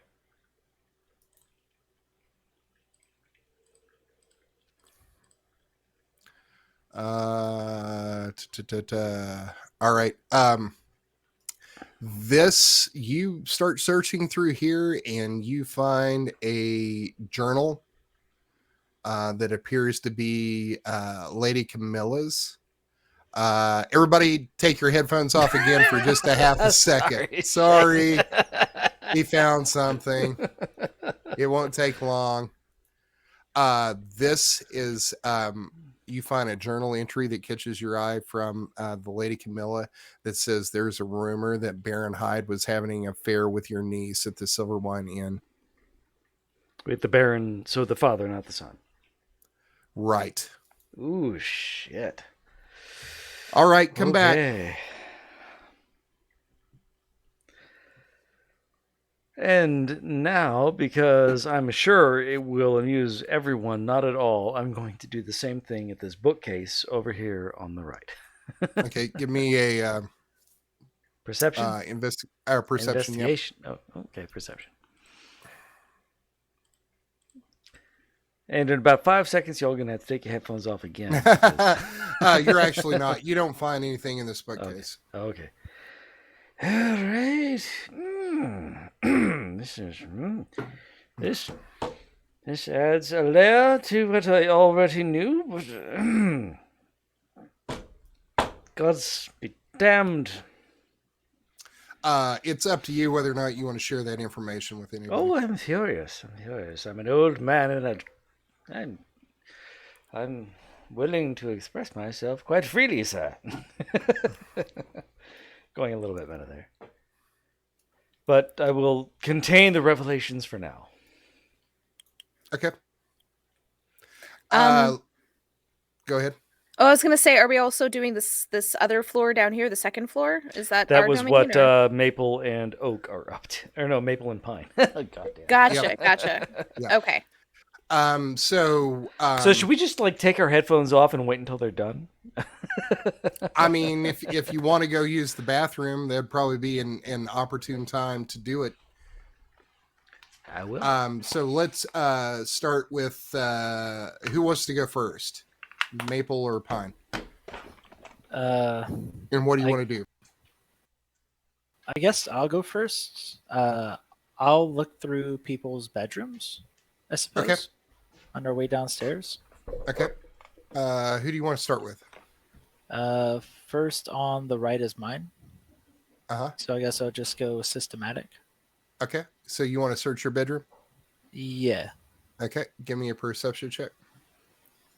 Perception is... Boop. And I want to look specifically on the windowsill along the wall. Okay. Perception? Uh-huh. Boop. Yep. Yep. I mean, it looks like a window. Fair enough. Anything on the wall? Not that you see. Okay. I will do the same thing in the other bedrooms. Okay. Take a look around for anything mischievous. Look out the windows to see if there's anything nearby, on the walls or something. Okay. Give me a perception check for Oak's room. Okay. I guess I should stop closing this character sheet every time, huh? Probably. That'll probably help just a little bit. Boop. Oh, that's not what I meant. I want to do a private one. So I will re-roll. Well, it still counts. You don't see anything in there. Fair enough. Give me a roll for Maple's room. Sure.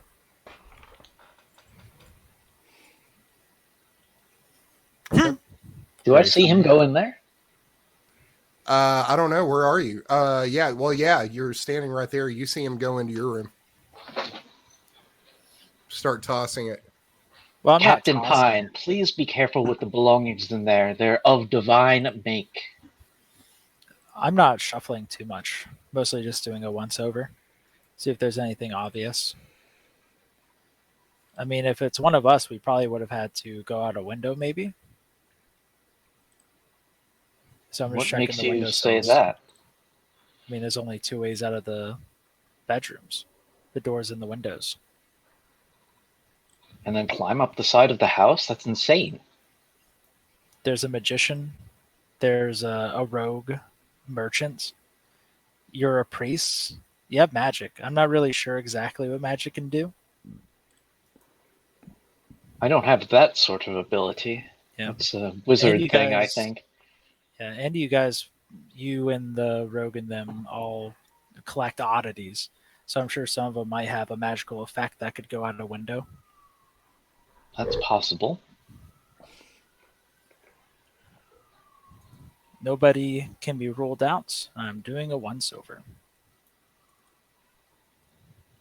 I'm not destroying anything. Just doing a cursory glance. Boop. For the final room? Yep. 21. You're in Willow's room. Yes. Okay. Stand by.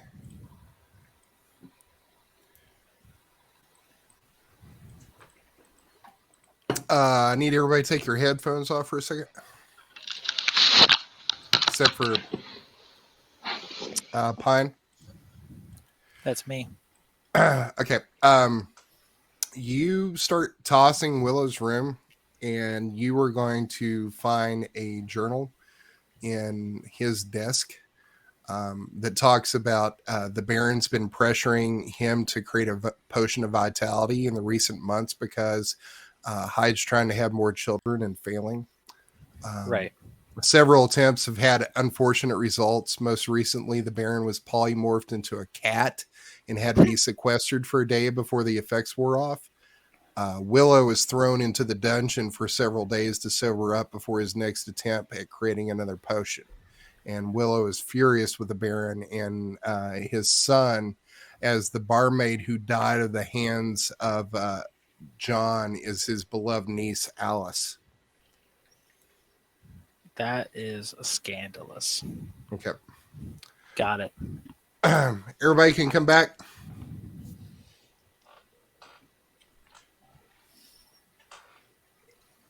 Maple, come here. Oh. You're muted, by the way, Blake. Oh, thank you. Yes.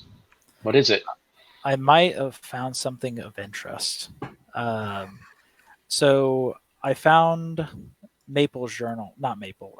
Hey, do you Willow's want journal. everybody else to take their headphones off except for you and Blake? Yeah, if you don't mind. I I don't think have John's got his in, and neither does Hannah. Yeah, Oh, that's right. Yeah. Okay. Now that I'm putting back in. Yeah, so I found Willow's journal in here, and it outlines that in the process of making the initial fertility potion for the Baron, he messed up and created a polymorph potion that turned him into a cat. Oh shit! Why is John saying "oh shit"? Okay, I guess you just said it at a dramatic time with no Yeah. headphones on. Yeah, Interesting. He turned him into a cat, and he had to be sequestered for a day as a cat before he turned back. So they threw him into the dungeon until he sobered up to try again. And during that time frame, I should probably tell you, but the Baron's son, John, he was arrested yesterday for killing a barmaid, and one of my guards that was trying to stop him. And apparently, the barmaid was Willow's niece. Ah, so revenge. Something like it, maybe. Dish best served cold, I suppose, with all the snow out. Something like it. And with the cold, it stops people from getting here. Should we confront him about it, or?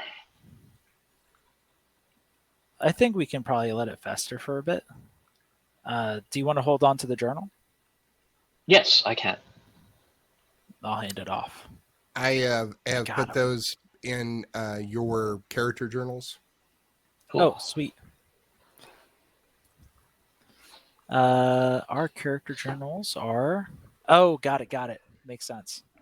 Amazing organization. Big fan. So yeah, are we going to the ground floor, or should we go back up and regroup because we found something? We should probably see what they found first, yeah? There is still one room on this floor that. Oh, Lord John's? Lord John's. Yeah, he might have something. I'm not sure how much he would have. I should probably move my token. Yeah, let's see if he has anything of interest in his room. Okay. Going in, moving stuff around, looking under his bed for monsters. Okay. Monsters on top of the Maple, bed. are you in here too, or are you just letting Captain Pine? I'm in here as well. Okay. Both of you give me perception checks. Can do. I am perceiving. Let's see what I got. All right. All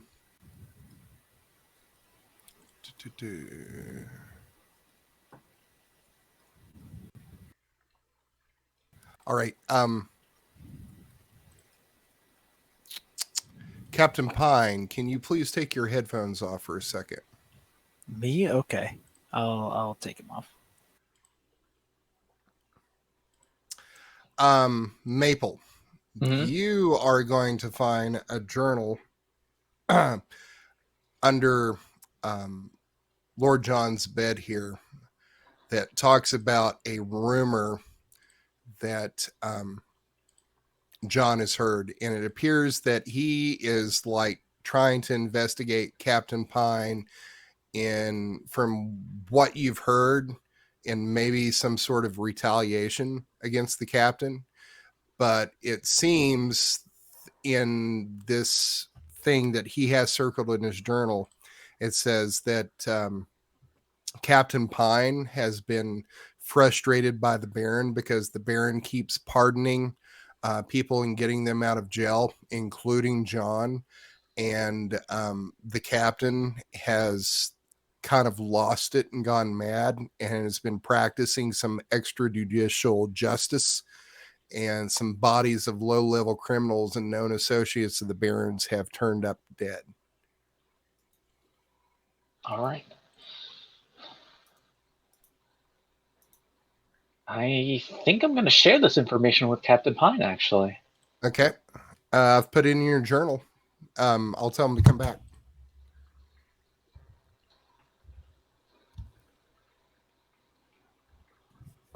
I may have to message him.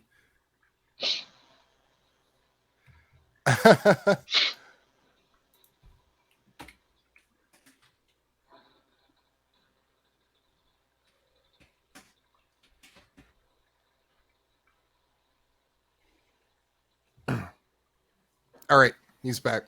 All right. That I am. Captain Pine, Yes, sir. I think you may be interested in this rumor mongering over here in this journal. What is it? Apparently written by Lord John that he's been investigating you For for what? several, shall we say, unaccounted for deaths of the Baron's servants, assistants, cohorts. His assistants? Associates and low-level criminals, I suppose. Most of the You deaths wouldn't that happen go to be around doing are- any vigilante justice, would you? No. The only deaths that are usually off the books are the pardons that the Baron gives. I don't See. agree with them. I mean, Willow's killed several men because he fucked up a potion. His drinking doesn't really do anything for him. And his son John, he's a fucking womanizer. Goes out in town. He killed 2 people the other day, including Willow's niece. Well, I'm glad I was able to share this with you and you were able to clarify. Rumor mongering like that can lead to inappropriate accusations, and I trust you, Captain Pine. Thank you, Maple. I'm happy we have something. At least there's something going on in this fucking house. I was wondering how long it was going to take John to not draw dicks on the map. Yeah, it's a small timer. That's what you get if you have him take his headphones off. He just lets his mind wander. All right. I want to have Anything else you want to do on this floor? Are you going downstairs? Should I bring everybody back? I give Maple a firm pat on the back as I, with sullen body, with what we've been tasked to figure out, go upstairs. Yeah, I got nothing else here.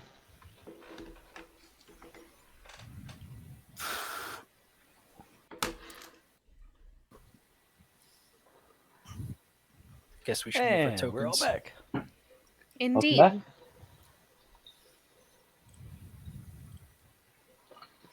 I would just like to say it's obvious that Kevin did it. I mean, You're not he is wrong. he's the one that orchestrated this whole event. He's the one that got the Baron to call us here for some event. I'm not buying it. It's all just a big plot. All right, so where are we? We are in the Baron's bedroom. Okay. You we're all guys back looked upstairs. around. Me and Maple went downstairs to look through the bedrooms and all that, and then we are reconvening in the Baron's bedroom. All right. Well, the Baron lived a fairly sordid life. I think we can all agree. I was under the impression that his son killed my niece. It appears that the Baron himself killed my niece. We're looking at a very... What? I am not happy with his family, I can say. Yeah, I mean, he's dead. Recently learned that the Baron... I can say that I'm now less displeased at his death. And I'll throw the table, the evidence of his misdeeds down. This should be of interest to you, Captain Pine. I suppose, if you are interested in justice. I was ready to blame the Baron's son. My anger was misplaced, it seems. Lady Hyde says, What are you babbling on about, you old drunk? Precisely what I said. Your husband murdered my niece. He did no such thing. It was actually Lord John, not Lord Hugh. I'm struggling to work through the various windows without disrupting the stream too much. John says, I didn't murder her. It was an accident. Of course, it's always an accident with you, Lord John. We get it. Not to mention the night escapades chasing women who don't go on to your advances. Well, she would be lucky to have me. She'd be lucky to be alive right now. That's neither here nor there. We need to concentrate on the matter at hand. Who killed my father?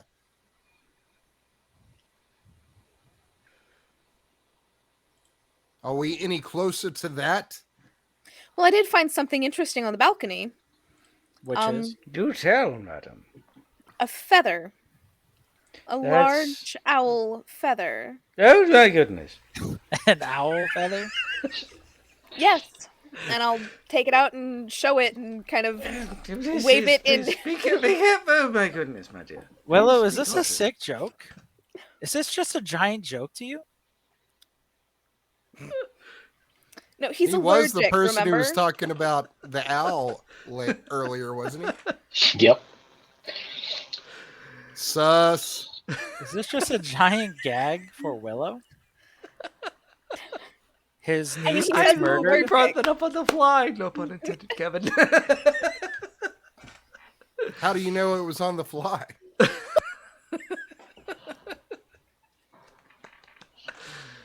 It could have been my plan all along. I really doubt it, but I hope it was. An owl feather, you say? An owl feather. I don't know what it means. Keeps it but away it's from me, there. woman. It gives my bowels quite the flutters. That's Well, gross, but okay. Did you find anything interesting? I'm trying to remember if I did. It's been like half Pine? an hour. We found some notes in Willow's notebook about Alice being his niece, the one that John killed. And then Maple found some rumors in a notebook of John's about me, something about vigilanteism. You're just telling us all this? Yeah, I mean, we found the notebook. It's just boundless rumors. None of this helps us figure out who the killer is. Maybe we should all go down to the first floor and see if there are any clues there. Maybe one of the servants saw something unusual. Good idea, Hook. Let's go ask them if anything unusual happened today before we got here. Mm, And I am All going right. to start heading downstairs. Okay. Seems good to me. First floor, here yes, we go. let's leave this piece of shit up here on the balcony to rot. That was quite nice. John's It's cold. You'll be okay. Kevin's comical smirk as we're like being very. What was the word that Kevin used earlier? The outdoor patio in the Paranoia. bedroom and the strong room behind the bookshelf. Strong room reminds me of a place we went to with Juliet. I just gotta say. I think you copied and pasted this. It's an inside job. It is the mayor of Kala's house. I knew it! Amazing. That's why I tested the It's bookshelf. the same architect. It's fine. I guess we did It's kill a him in cookie the same cutter bedroom. house. Oh, the noble suburbs. Yep.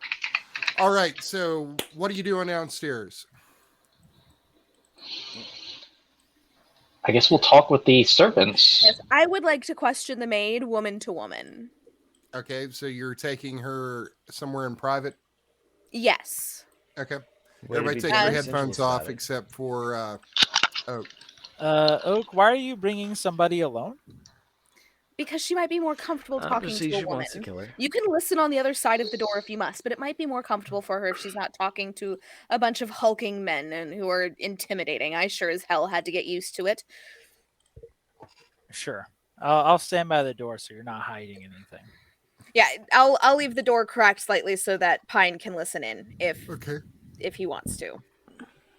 You walk. Catherine's in the kitchen, and she's sitting at a small table, and she's got her head in her hands, and she's sobbing. My dear, is everything all right? No, everything's not all right. The Baron's been murdered. I am so sorry. You're right. I just didn't think. Did you happen to see anything unusual today? Before we got here, maybe? No, of course not. It's just a normal day. I mean, it is a different house, but Can, the same routine. can we all hear this? Pine can. I don't think Okay. you're supposed Okay. to. Not that it actually matters. So there was no one where they weren't supposed to be? No, I mean, it's just been the five of us, me and my husband Phineas and Lord John and the Baron and the lady. We came up here about a day and a half ago. We actually came about 3 or 4 days ago to get the house ready for the Lord and Lady and the Baron. And that was not unusual for you to come ahead of them? Just the two of you? No. We were setting up the house. I mean, we do it when we go from manor to manor, whether it's in the city or on the coast or this new house in the woods. Did the Baron or the Baroness or Lord John, did any of them take any meetings before we arrived? Not. I mean, I know the Lord had to go and have a discussion with Captain Pine about getting John out of the dungeon after that unfortunate incident at the Silver Wine Inn. There was also the unfortunate manner of, well, Wizard Willow being our, shall we say, our guest in the city manor for a day or so. Ah, so they were both seen by the Baron, the Baron's family before you guys got here? Yes. And was there anything unusual packed with like any unusual requests by the Baron for specific foods, or perhaps Lord John wanted something specific or out of the ordinary for a meal or anything like that? Anything strange, basically. Nothing out of the ordinary, except there was a small case that seemed unusually special to the Lord that contained something very heavy. Ah, and where was that placed when In you his guys bedroom. arrived? In his bedroom? Do you remember where, like, was it in the strong room or was it in I wouldn't know about the strong room. Let's rewind. No, it was just placed on the table. It was Just a placed small suitcase. Okay, okay. Well, thank you so much, and again, I'm so sorry for your loss, sweetheart. Yes. He said something about it belonging to you that he was keeping for safekeeping. Yes, there was it's likely the statue that was confiscated from me via by the Baron's custom agents, and he wanted to make sure it stayed safe before all of the paperwork went through. That's all. Huh, that seems highly unusual. Mm, it's less unusual than you'd think, but yes, it is odd that it was here. I'm not entirely sure why he brought it. I didn't even know he had it. I thought he would keep it in the customs office. But wasn't it yours? It came in a shipment. It was supposed to go up for auction, but his custom agents took it a couple days ago. Um, when it came in through the port. Huh. Interesting. Right? How did you feel Hmm. about that? Mm, I wasn't happy, but again, it's we're our collections are known for the rivalries. It's not super uncommon. Hmm. I had hoped that I'd be able to get it back from his custom agents. I didn't know he'd actually taken it into his possession. Huh. Why do you think he wanted it? Hmm. I have my suspicions, but nothing concrete. You know? Well, so it was this statue of Paler that you were talking about? Yes, that's what was in the case. I assume, at least, because that's what was upstairs that had blood on it. Huh. Interesting. This I've heard a couple of conversations that he's had between he and High Cleric Maple Oh, over the statue. Yes. what were they about? Um, Something about it being a gift for her Him? or him. Blake doesn't. Oh, he's not. He doesn't have his headset on. Um, really? Hmm. Interesting. Well, there have been rumors, but that's not super unusual. I'm sure you've heard all of the rumors about the different and she's gonna whisper real quietly. Trysts. Oh, honey, you wouldn't believe the stories I've heard about that go on between the Baron and the Lady Hyde, but that would be Oh, untoward for me to speak of. oh, it's just us girls. Tell me, please. And she's gonna like sit down, like they're now gossiping. Like, oh, do tell, because I have heard stories, but Well, you've heard that the Baron has been trying to have another child, right? yes, I'd had heard that that had not been successful as of yet. Do you know why? Well, I believe that it was just found out that the Baroness, Lady Camilla, had been taking a anti pregnancy potion. Yeah, I mean, it would be so funny if it wasn't so tragic, but the Baron has been getting vitality elixirs from Wizard Willow, and at the same time, the lady has been getting potions from Wizard Willow to prevent her pregnancies. Is there a reason she was trying not to get? Was it just so that she didn't want to have another child, or was it because she wanted to be Well, sure of the parentage? let's just say that the lady likes to entertain outside of the household. Oh.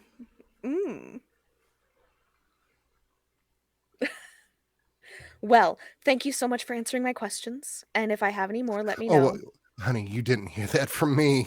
Oh, no, not at all. Never. I don't know what you're talking about. Heard what? And I'm sorry again for your loss. I'm sure that as torrid as noble affairs can be, that they were a good family. I hope they were a good family for you. Oh, I mean, they've been decent to me, and they pay well.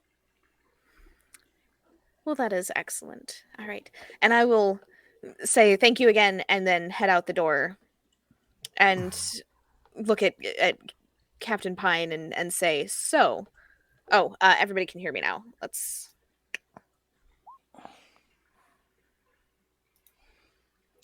If you two want to look at your journals, there's some new rumors that have popped up.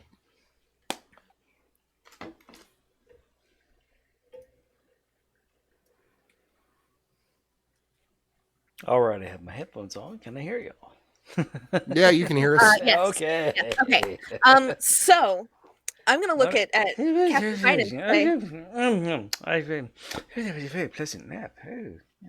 so I'm gonna look at Captain Pine and say, so you saw them in the last week. Before you came here, you didn't say anything to us about that. You're muted, by the way. There I you said go. it several times. How do you think he got Lord John outside of the dungeons after killing Willow's niece? Fair. Oh, so then But more that's just going to be a interestingly, topic of conversation now. Then, yeah. but more interestingly, Captain Pine, do you hear the part about the statue being confiscated so that he could give it to his, shall we say, special friend, Maple? His lady love, the woman he was having. Oak, I want you to know that leads towards you and not Maple, because that would mean that Maple was in line to get the item. True, but and that leads. I didn't even know it was here. Of course, He was committing theft for his What is affair this all with about? my niece. Oh well, it's about you and your affair with the Baron. Yeah, she was saying that you were trying to purchase or had a deal with the Baron to get the artifact. Yeah, but an artifact is, of course, not quite as good as all of the grounds that you're trying to get for your temple. Thank you. Can't compare. Layers within layers. I don't see how the statue leads to him. Baron piece of shit. I don't see how this leads to Maple wanting to kill the Baron when he gets something out of it. Well, because it's And not you're assuming this rumor mill is true, then I'm getting the statue anyway. What reason do I have to kill the Baron at all? Yeah. Killing him helps me not at all. I thought it was being a gift. You wanted the grounds. Oh my goodness. What was the gift for your niece? The statue? I thought that was why it was being seized. Oh my god, I don't understand anything going on here. What? Willow, can you just take a second away and try and sober up for one fucking minute of your life? I was trying to understand. I understand nothing going on here this evening. That is very obvious. You never understand what's going on, Willow. Go, sit in a corner, brew some poisons, and maybe kill a couple of commoners, okay? You are very Oh. You're a very impertinent young man. I do not care for you, Captain And Pine. you're a hold on. murderous scumbag. Okay, now let's get back on I point. do not like your. I mean, of all of Maple- us, there's only one person here who has for sure killed someone. You mean besides the Baron? I mean, Or you, young sir. John? I So- mean, you, sir. You. Can we stop being Perhaps- I am inaccurate? not a murderer, and I resent the accusation. Oak. Mm. You, Maple, and the Baron were the only ones that knew about this statue. Apparently, that was going through No, your I announced stuff, it. I announced it publicly that it would be going up for auction. That was and announced then very it disappeared. And then the Baron bragged about it during the talk whenever we first got here. publicly. He And didn't- now you're trying to push it onto Maple. Whenever it comes up that Maple is Maple is- no okay. way was coming out good on there it, is a there's only you note. left. There was a note that said, "Meet me on the balcony, lover." And Yeah? they met on the balcony, and apparently the statue was for Maple. Why else? Like, if Maple is the one here that is the So- lover, then they would be the ones with the statue. Who said I- that Maple is the lover? That is. Maple is So- one of the Somewhat lovers. surprising. So One Maple chose to many. kill him instead of like getting with them. My goodness. possibly, especially since he just got denied the grounds for his temple. This is He's very absolutely upset about that. ridiculous rumor milling. I cannot believe we're even I entertaining do this. too want to eat your heart. Let's assume out. I did do this, whatever you want, impropriety stuff that you could accuse me of. Why would I mean- leave the statue out there on the balcony? I don't Well, know. clerics are known for their wisdom, not their intelligence. Well, wizards don't are know known why for you their would leave it out there, intelligence, and you but I don't can- have any. I can honestly say that if it had been me, I would have taken it with me since that is supposed to be my statue. I didn't know it was in the building. If I'd known it was in the building, I would have found a way to bring it home with me because that's where it belongs. It is mine and I have the paperwork for it. I didn't know it was here. So, perhaps we should So look what at the you're person saying who is it was that being given to and who left a note for the Baron to meet him on the balcony. I left no such note. and honestly, wouldn't a merchant have the best handwriting? Wasn't it written? No, my really well? handwriting's terrible. Are you kidding? Couldn't we You're a get Just merchant. scribble Kate is everything. It's dead? like being a doctor. Oh, Willow. dear. You've done polymorph spells before, haven't you? Well, I'm a wizard. It's within my power, yes. Why do you ask? Well, there was an owl feather found up there, I and am allergic to owls, sir. This is. we were wondering how one of us might have been able to get to the third floor from where we were without making a lot of noise. And the only way is out a window. Or Now, I by know you can't walking climb with a window, socks but- on, sir. If you were to change into an owl or something, it'd be very easy for you, wouldn't it? I would sneeze and shit the entire way. I am allergic to owls. He cracked himself up. Pretty sauce. Pretty sauce.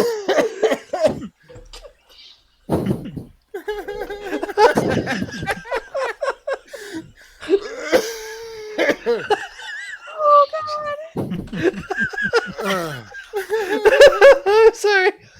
Sorry. All right. Okay. Okay. So we're kind of starting to talk in circles here. I think So we're I at the think point we where you should just have to roll the probably- dice and I risk the monster. I'm sorry. So I think we should probably start like trying to wrap this up unless there's anything specific you want to try to suss out or investigate.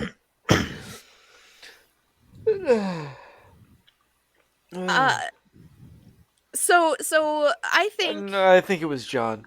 I think it was Maple. I think Maple is the murderer. Okay. So Oak thinks Maple is the murderer. I think it's Oak. Okay. I think it was John. Baron's son. It, He was a it piece has of to shit. be one of us. Yeah. No, it can't I think be it was Baron's John. son. Is that your final answer? It is. Okay. And Maple, who do you think the murderer is? I think it would have to be Willow. Okay, so you think it's mean, Willow? I'm Uh, so I'm on the fence between Willow and Oak because like Willow's just a fucking scumbag that murders. So, So like, No, the, it's the not murder drunken, if so you're I'm just not the only one. incompetent. Like the drunkenness that could is the be same. the drunkenness could be like a ruse, is what you're saying. Hmm. That like he's not nearly as stupid and drunk as he pretends to be. Maybe. Because like if that's the case, then like I'd kind of maybe think it was Willow, but I'm pretty sure. I mean, he is it's scheming Maple. enough to give potions to both of them. True, Money, money, and the money. potion he gave him. But they're both maybe better off than me alive. I Okay. think I'll go with Willow. okay, so final answer. Shane, you say Willow. Blake, Yes. you say. Willow. Okay, Hannah, you say Maple. Maple. John, you say. I say John. Meaning not me, but Lord John. Okay, that's not a possibility. But sure, go for it. Do you have a No, second answer? I'm going to go. Actually, I'd go with Pine. Fucking the dude's wife. Mm. I was half expecting you going for yourself.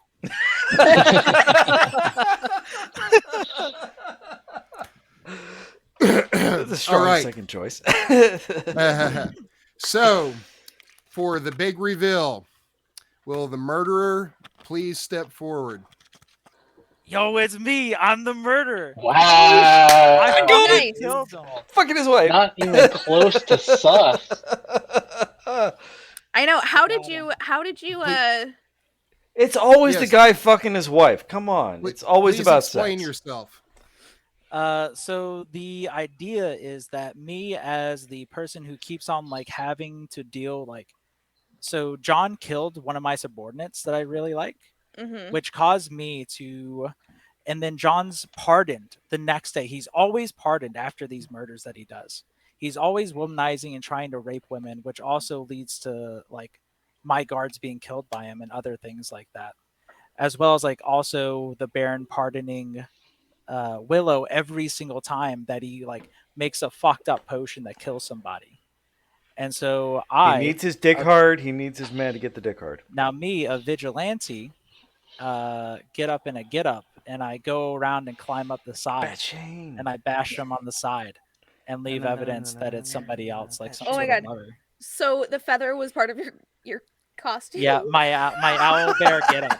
Oh, Night Owl, like My that owl Watchman. bear vigilante justice. Yeah, because if you remember, the Baron was talking to him earlier. Oh yeah, about like, some kind this of monster. creature. Yeah. Mm. Gotcha. Okay. I didn't connect So, it. did you actually factor that in after I made it the bullshit about the owl?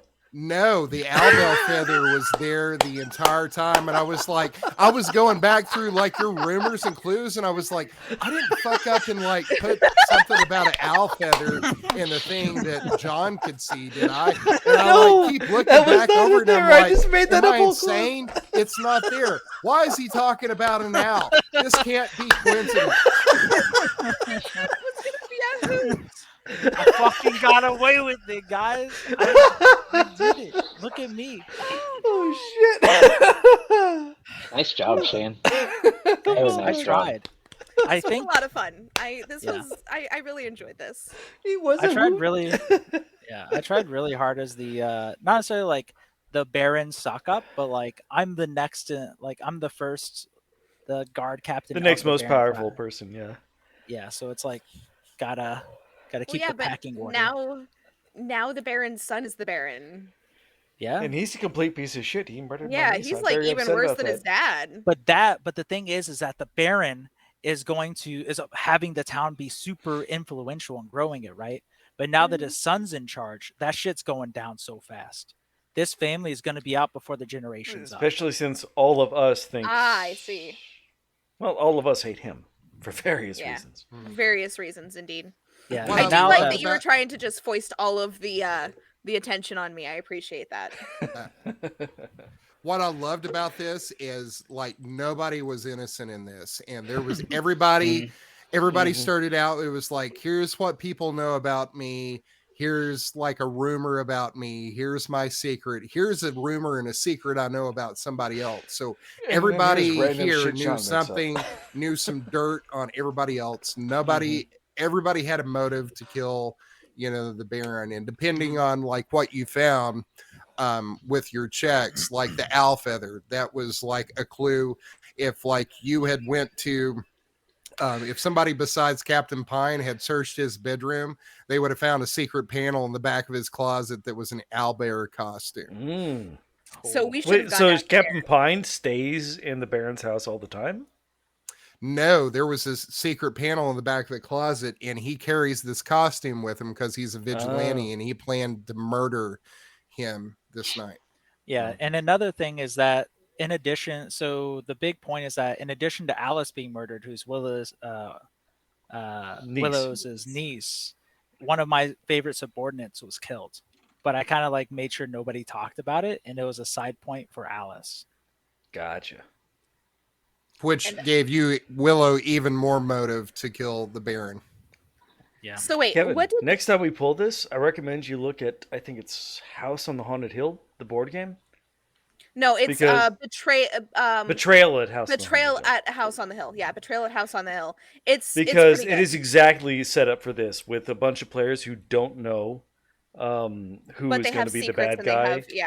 And they like none of the players know, even if they themselves are going to be the bad guy. Yeah, they don't know. It's a surprise for everyone. Great. Big fan. This was good. I liked this.